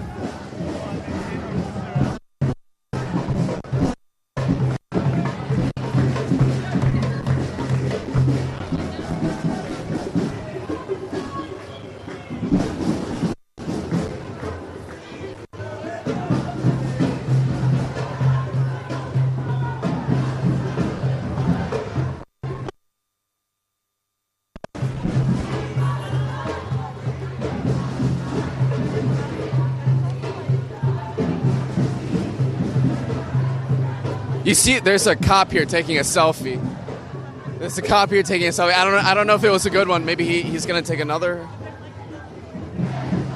I mean, you know, there's a running joke in this city about cops who play Candy Crush because there's so many photos that go around of cops playing Candy Crush in the subways. And, you know, you might think I'm just trying to be funny, but it's really, you know, the mayor, Eric Adams, spent billions of dollars to put new cops in the subway to enforce fare beating laws. Basically, people who want to, you know, who can't afford to pay the fare. And so many of these cops have been seen just, you know, they're supposed to be protecting people in the subways, whatever, but they're like playing games on their phone. Meanwhile, this is billions of dollars being spent at the taxpayers' expense, you know, and, you know, I don't even need to tell you about the poverty, the illiteracy, all the social problems in New York City. But, you know, this is where our money goes. This is where it goes. Every protest, we're the problem, apparently. You know, if you ask Eric Adams, we're the problem. We're treated like criminals for protesting a genocide. Yeah. And, you know, we're coming up on 1 year of this genocide in Gaza, 1 year of Israel's live stream genocide, serial war crime spree. And, you know, I have to say, we've been here in New York City the last year. I mean, we've been here for 5 years now, but we've been covering every single, you know, Palestine protest. We've been out, and you get to know people, you start recognizing people's faces. I mean, so many of these people have been activated by this moment. So many of these people will not go back to living their lives the way they used to. So many people here are now lifelong fighters dedicated to the struggle for justice because of the organizing here, because of many of the leaders and the activists that have been insisting on marching, on not staying silent, on continuing to show our faces and to protest this genocide. And, you know, 1 year into this, we're still tens of thousands strong. So, I mean, I really just, it really touches your heart. The people.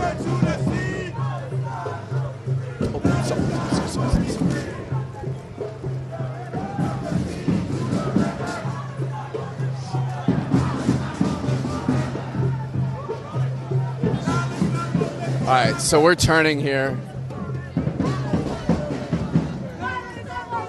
Yeah, watch out.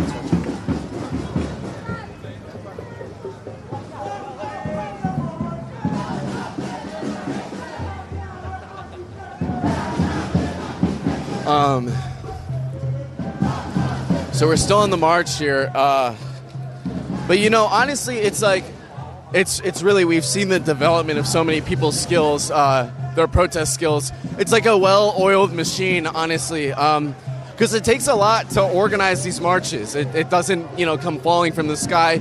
It comes from the will of people who are determined to stop a genocide or to, you know, protest and do all these things. I think we're switching camera operators here, so please bear with us.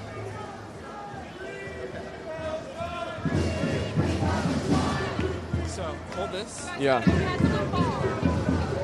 Oh.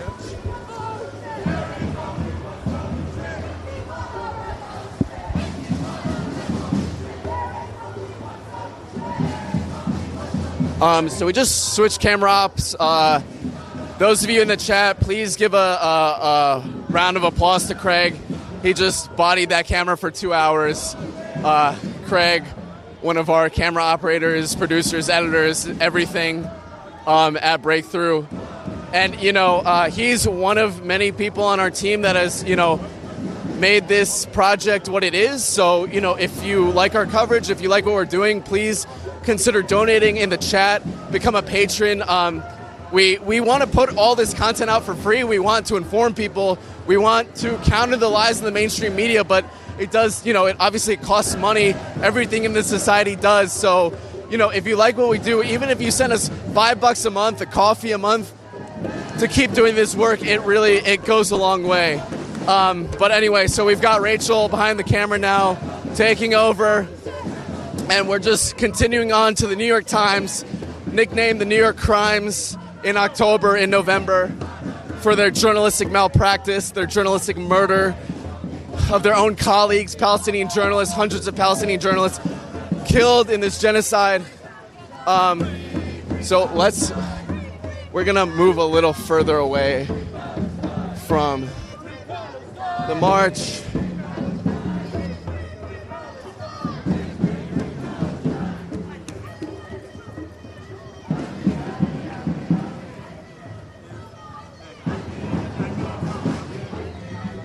Still going tens of thousands strong.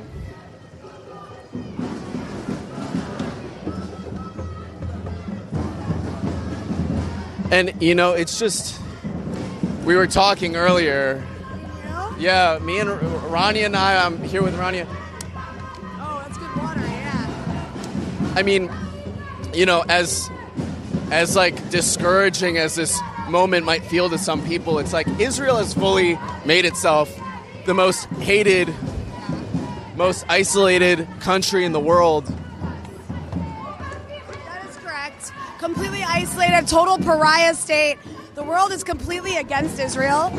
In fact, if you look at the UN General Assembly speeches that various world leaders have been giving, there's been so many who have been speaking out against Israel's atrocities in Gaza. It's just not the U.S. And if it's not the U.S. and Europe, it's not considered the world. It's only considered the world if the U.S. and Europe are against or for something. But I almost died. They represent a very small portion of a massive, massive world where global South countries are saying no to this, whether it's China, Russia, various Latin American states, massive ones like Brazil.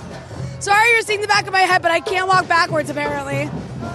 I don't have case skill in doing that. But the point is that Israel's a complete pariah state, just not here in the U.S., and it should be, and it's going the way of countries like apartheid South Africa and Rhodesia, which, let's not forget, Israel was one of the last countries to support those states. Israel's going the way of the British colonies. Israel's going the way of Nazi Germany. It's going the way of the slave owners of the Americas and the Caribbean. Israel's not a sustainable country. It's being shot at by everyone because everyone's sick of Israel killing them. And so in the long run, it's going to fall. It's just a matter of how long it takes and how many people Israel gets to kill before that happens. But apartheid will fall. It has before and it will again. And liberation means sacrifice. And it's unfortunate that so many people have to be sacrificed, basically, before Israel becomes a normal state. But that's the state that we're in. But we should never lose hope. We should never give up. Algeria liberated itself. South African apartheid ended, and South Africans liberated themselves. Slaves across the Americas liberated themselves, and the people of the Middle East will liberate themselves. I'm going to hand over the mic back to... Oh, maybe not.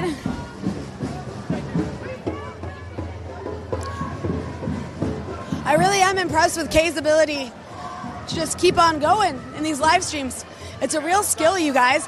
By the way, just a reminder, if you're watching this and you're enjoying it, we are an independent media outlet, and we continue to exist and sustain ourselves based on the support of our listeners and viewers. So if you're able, go to patreon.com/breakthroughnews. Become a member. You'll get exclusive access to cool content, and it'll help. Oh, wow, we got to get this. Where? Oh, there's a Zionist. Okay. All right, so there's an angry supporter of Israel has just accosted the protesters because he apparently supports genocide. How sad for him. Imagine supporting genocide so much. You get that angry at people who want freedom and liberation. It's insane. I'm going to hand the mic back to you. Thanks, Rania. How ridiculous these people. I don't know what they're mad about at this point. The entire U.S. government supports their country, supports their genocide, but that, I guess, is not enough for the opposition. It's not enough for these people. They want to ban, free speech in this country. They want to ban people from saying Zionism on campuses, which is a thing that's coming down now. If you're paying attention, these pro-Israel groups have successfully, in some campuses, gotten the administrations to label Zionist as a pejorative slur. Zionism, which is a political ideology. It has nothing to do with race or ethnicity. There are Zionists of all colors, races, creeds, religions. But that apparently is a slur now. It's a slur to use a politically correct definition of what someone believes in. The level of repression in the United States is so severe, and as one of the speakers said, what other country in the world gets this kind of treatment, gets this kind of protection besides Israel? And it is certainly an exceptional country. It's an exceptional relationship in the sense that it is treated with unconditional support from our government and also media institutions like the New York Times, where we're going right now. I struggle to think about what kind of country gets the favorable reporting that Israel does. If Russia bombs a hospital or a school, the New York Times writes, Russia bombed the hospital or school. If Israel does it, they say Palestinian school children vaporized in the middle of the night. So I want to remind people of something. You're talking about New York Times, right? I'm really not trying to make this about Breakthrough, but I think it's super important for all of those who appreciate our live stream and who are disgusted by media organizations like the New York Times. I really want to remind you that supporting outlets like Breakthrough News is of crucial importance. Because yes, we're in the midst of a genocide, and you want outlets telling the truth and to bring the actual news to the American people, but also the truth not just about Palestine, about Venezuela, about what's happening with Iran, about what's happening with China, about U.S. imperialism, about what's happening in the imperial core in the U.S. So you guys, please do. I got cut off earlier because of the Zionist guy. But patreon.com/breakthrough news. Become a member. You can get access to exclusive content.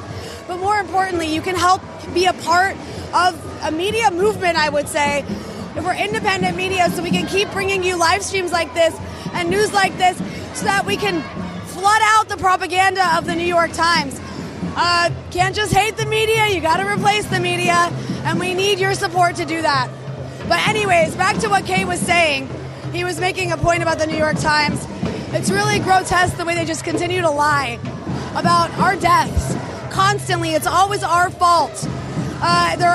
They just buy Israeli propaganda and run with it. It's sickening. And to actually live in a place like Lebanon and to see it in real time, it's like the level of gaslighting makes you want to pull your hair out.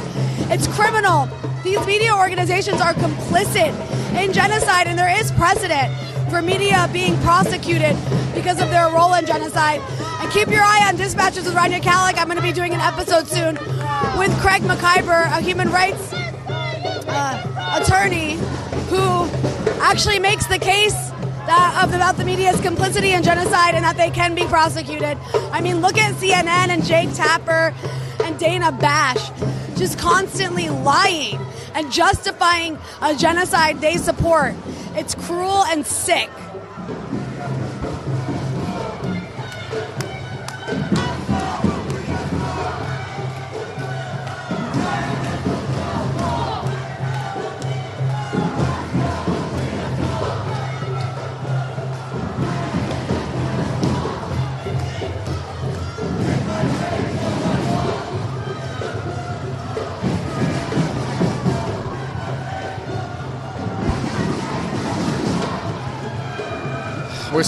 We're almost there. We're almost there.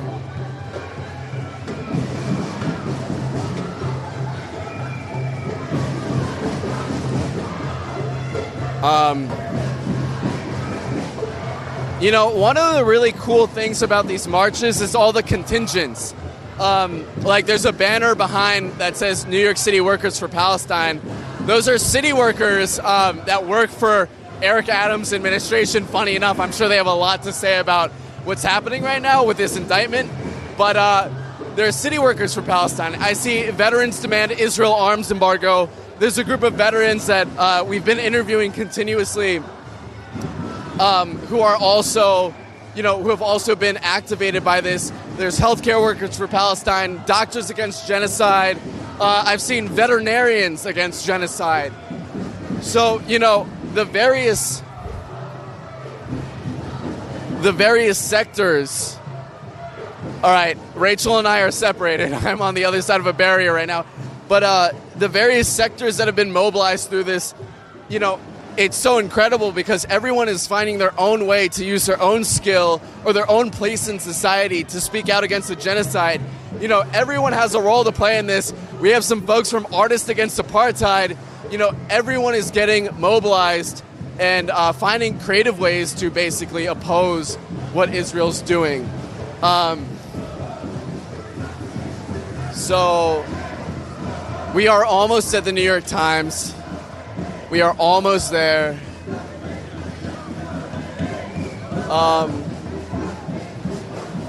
Right now, okay, we're at Bryant Park. This is where we started. Bryant Park is where we started.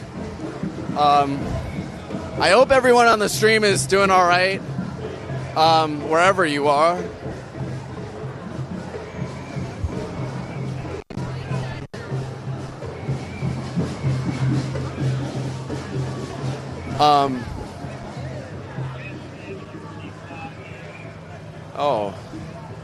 Emily Breeze, Breakthrough News, the producer of the Freedom Side Live. I don't know if you want to be on camera right now. You look...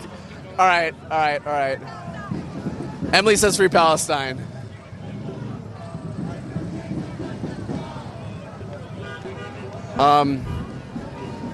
We're just kind of marching through a sidewalk right now. We're kind of meshing with this crowd. But we're about a block away. We are about a block away.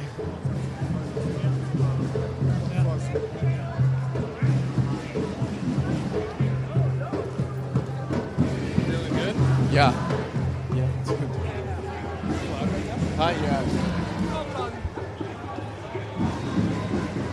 All right, we're almost there. I know, like, you guys are probably tired just watching us sweat. We're all so sweaty. It was like kind of chilly today, and then it rained, and now it's muggy and humid and disgusting. But yeah. Oh, we got People's Dispatch. People's Dispatch blocking our way. Come on, People's Dispatch.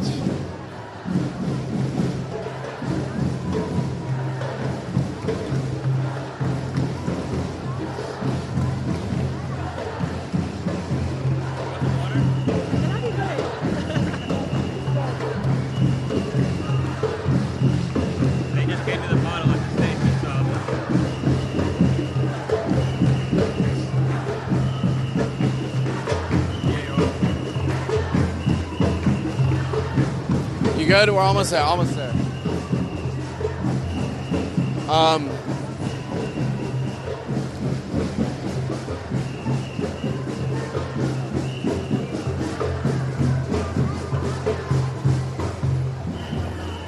You know, the one thing is we do all this marching, but the cops have to do it with us. And, you know, that's something we talk about a lot.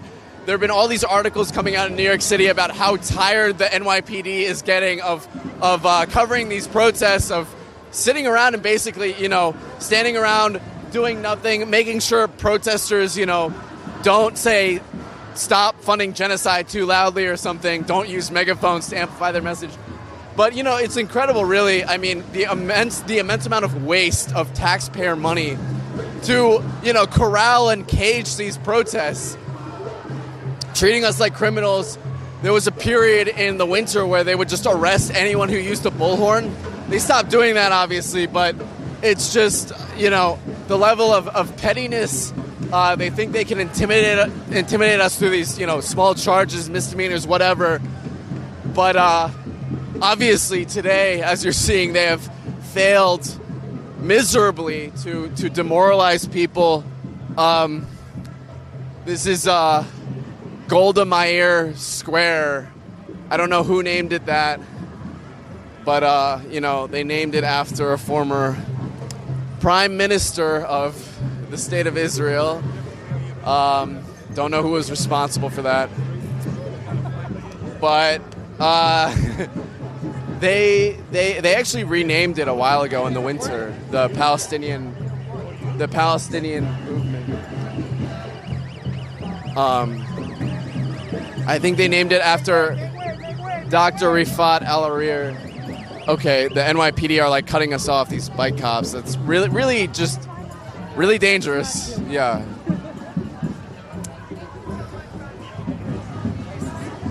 Just biking through crowds. But anyway, yeah, so we're continuing down the street to the New York Times again. This is the protest of Benjamin Netanyahu's speech at the UN General Assembly, this internationally wanted criminal. And, you know, it's honestly shocking that he even feels able to set foot, to show face at the UN, an institution that was created after a genocide to stop genocide, to keep the international peace. And, you know, like I was saying with Rania earlier, Israel has become a total pariah state. And I just, you know, I want to say to anyone out there who's feeling demoralized, who feels, you know, like they're seeing what's happening in Lebanon now and they're like, how can we ever stop this? But I promise you, you know, I'm not the only one that feels this way. There are 50,000 people probably behind me. People are waking up to Israel's crimes. This has been going on for over 100 years. The Palestinians have been saying it for 100 years. But people are finally waking up. They're finally waking up to Israel's true nature, which they spoke about on October 8th. They spoke about in 1948. They talked about at the Zionist congresses in Europe in the 19th century. Their goal was always genocide and land theft of all of Palestine, and people are finally waking up to that. And you see the culmination of that behind us.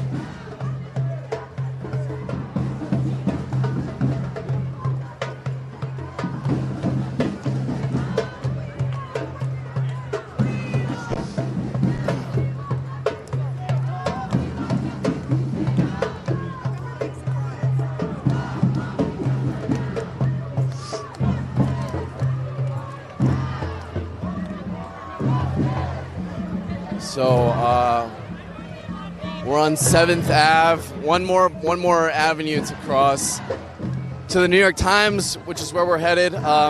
Again, for those just joining us.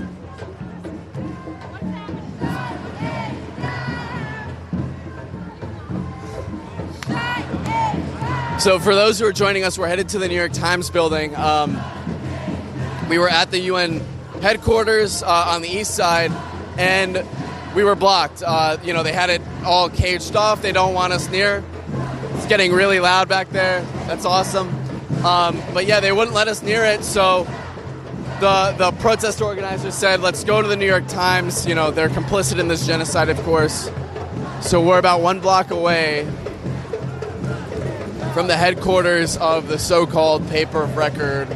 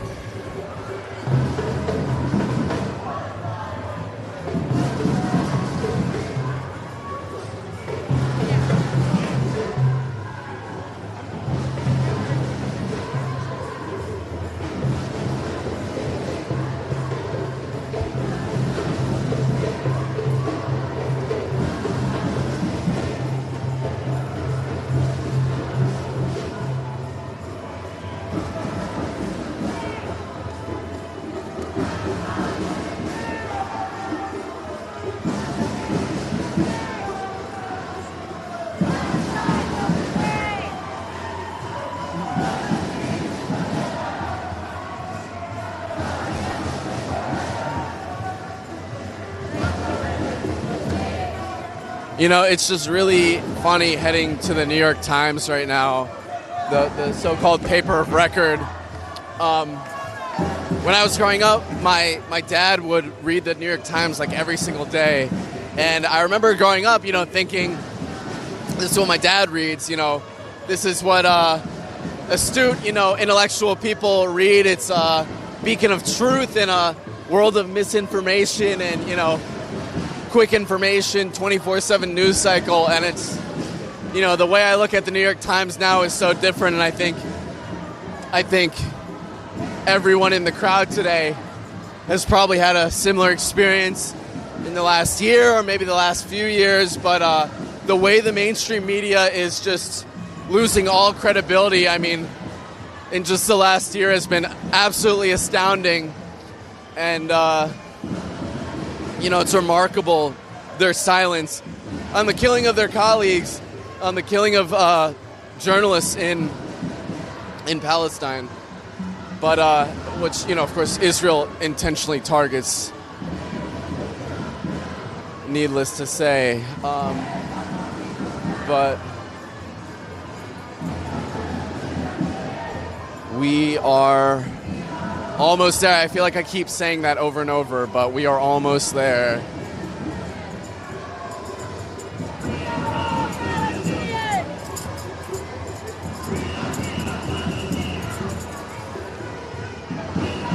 And this march is still going strong, you know, the energy is still very, very high.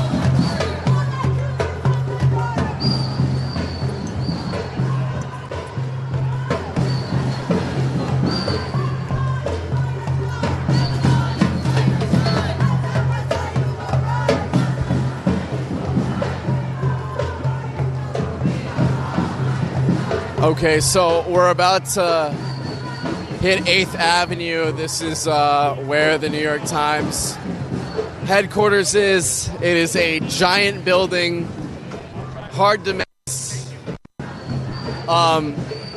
And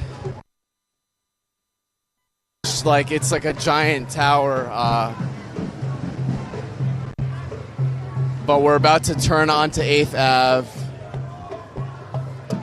And, you know, in the early days, like November, people would, there were big protests in the lobby. And since then, I walk by the New York Times a lot, going to work, and there's like a permanent security presence in the lobby, which Anonymous protester says free Palestine. Palestine! Free, free Palestine! I concur. We're not free until we're all free! But yeah, no, there's been like basically a permanent security presence in the lobby of the New York Times since November. I don't know how much money they're spending on, again, preventing people from coming in and reminding them that they have a duty as journalists to tell the truth and to not obscure it through this passive voice, whatever bullshit. But instead they decided to put up private security throughout the building to prevent people from reminding them of their journalistic duty. So we're about to head there and remind them what their duty is. But yeah, to get good in life, you tell the truth. This is like a basic thing.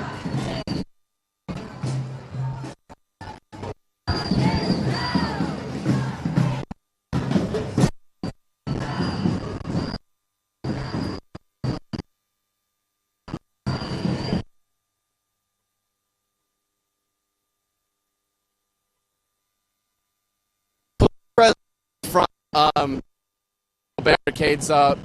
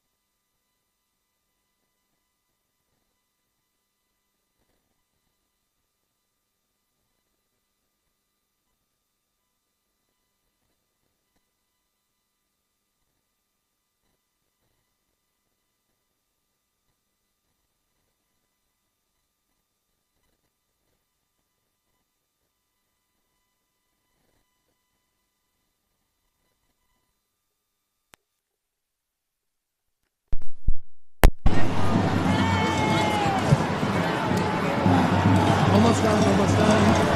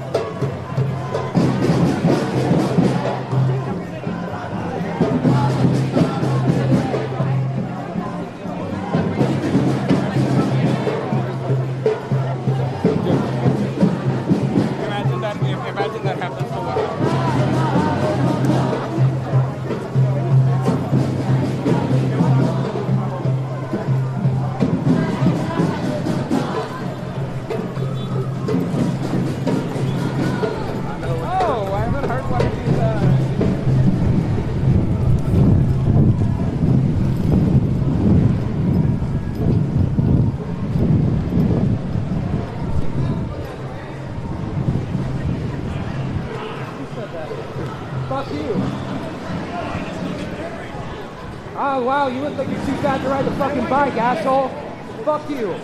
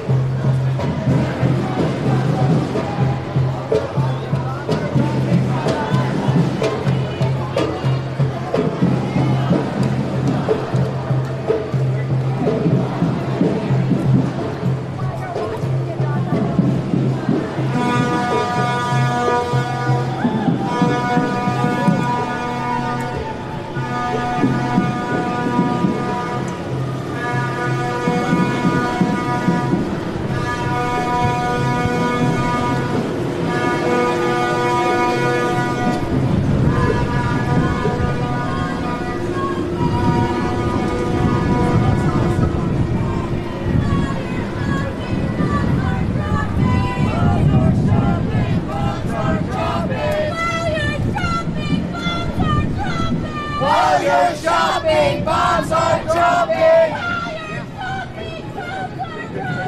While you're shopping, bombs are dropping.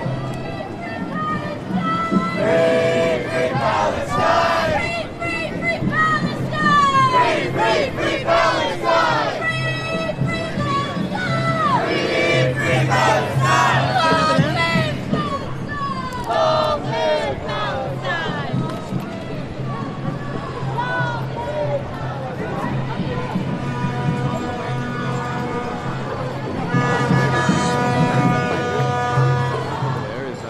That might be it, yeah.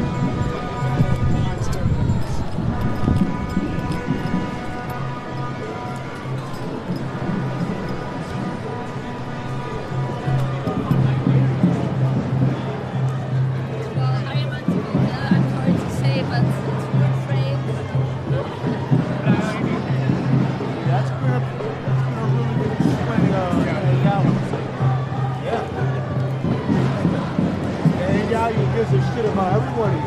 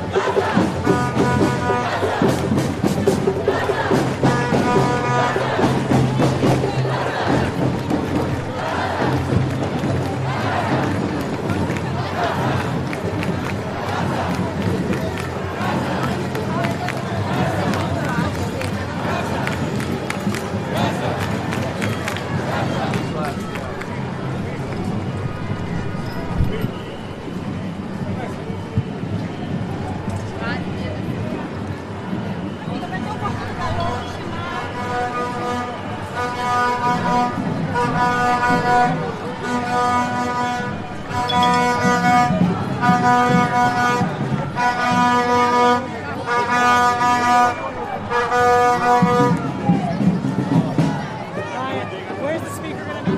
I don't know. Are you going to just stand here?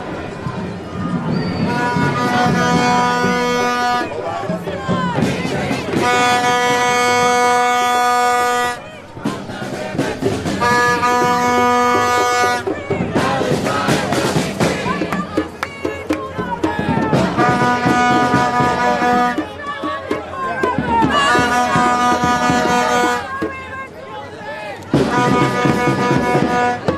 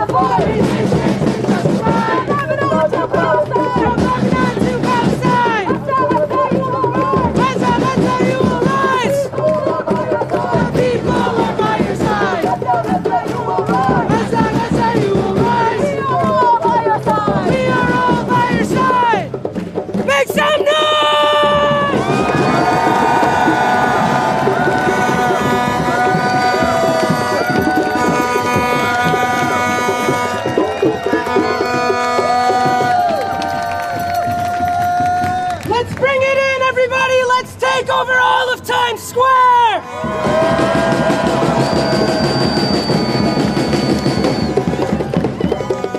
Let's take over this square that represents the bloody heart of this empire!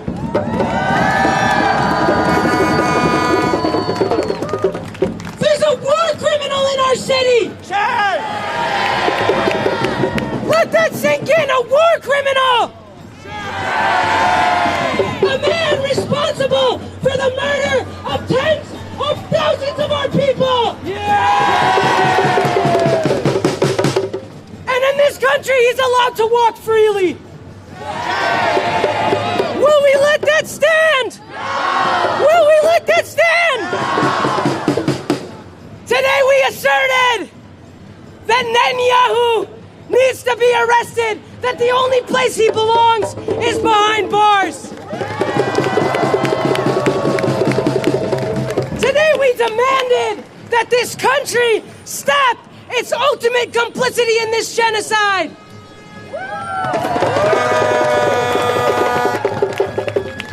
We marched on the UN. We demanded an arms embargo. We demanded for Netanyahu to be arrested. And we demanded for Palestine to be free.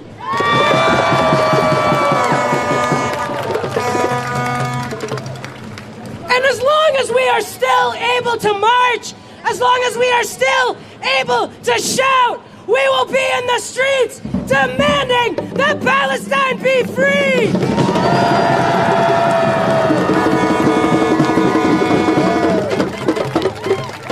The ruling class in this country is addicted to war. The Zionist regime is addicted to occupation. And they're addicted to war and occupation because that's the reason they exist. That's how they function. That's how they make their dollar. And it's our duty in the heart of this dirty empire to stand for liberation.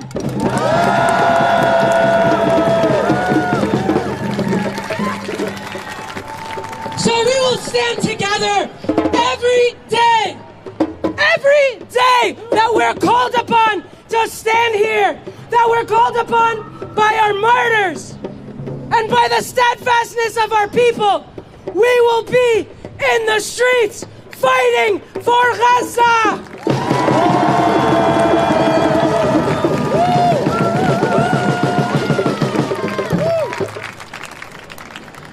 Does anyone know when the next big protest is?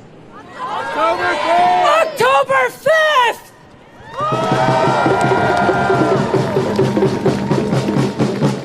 October 5th is a year since the start of this genocide. 12 months of brutality, of murder, of imprisonment, of torture,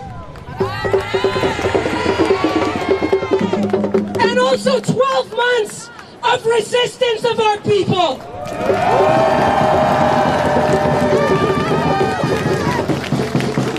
So we will fight for our people here. We will fight for their right to resist.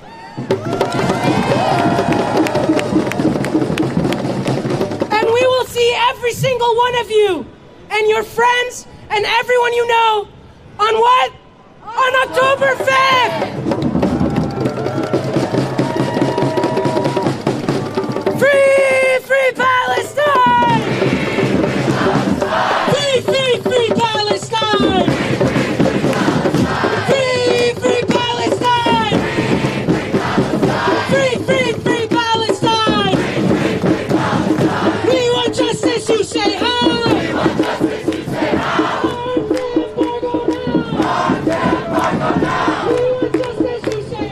We want justice, you say how? Stop bombing Gaza now! We want justice, you say how? We want justice, you say how? Stop bombing Lebanon now! We want justice, you say how? We want justice, you say how? Arms embargo now!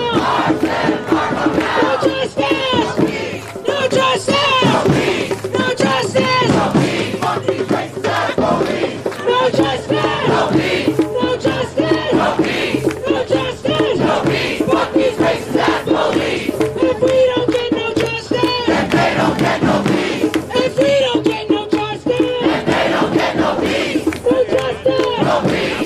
justice! No peace! No justice! No peace! Fuck these racist ass police!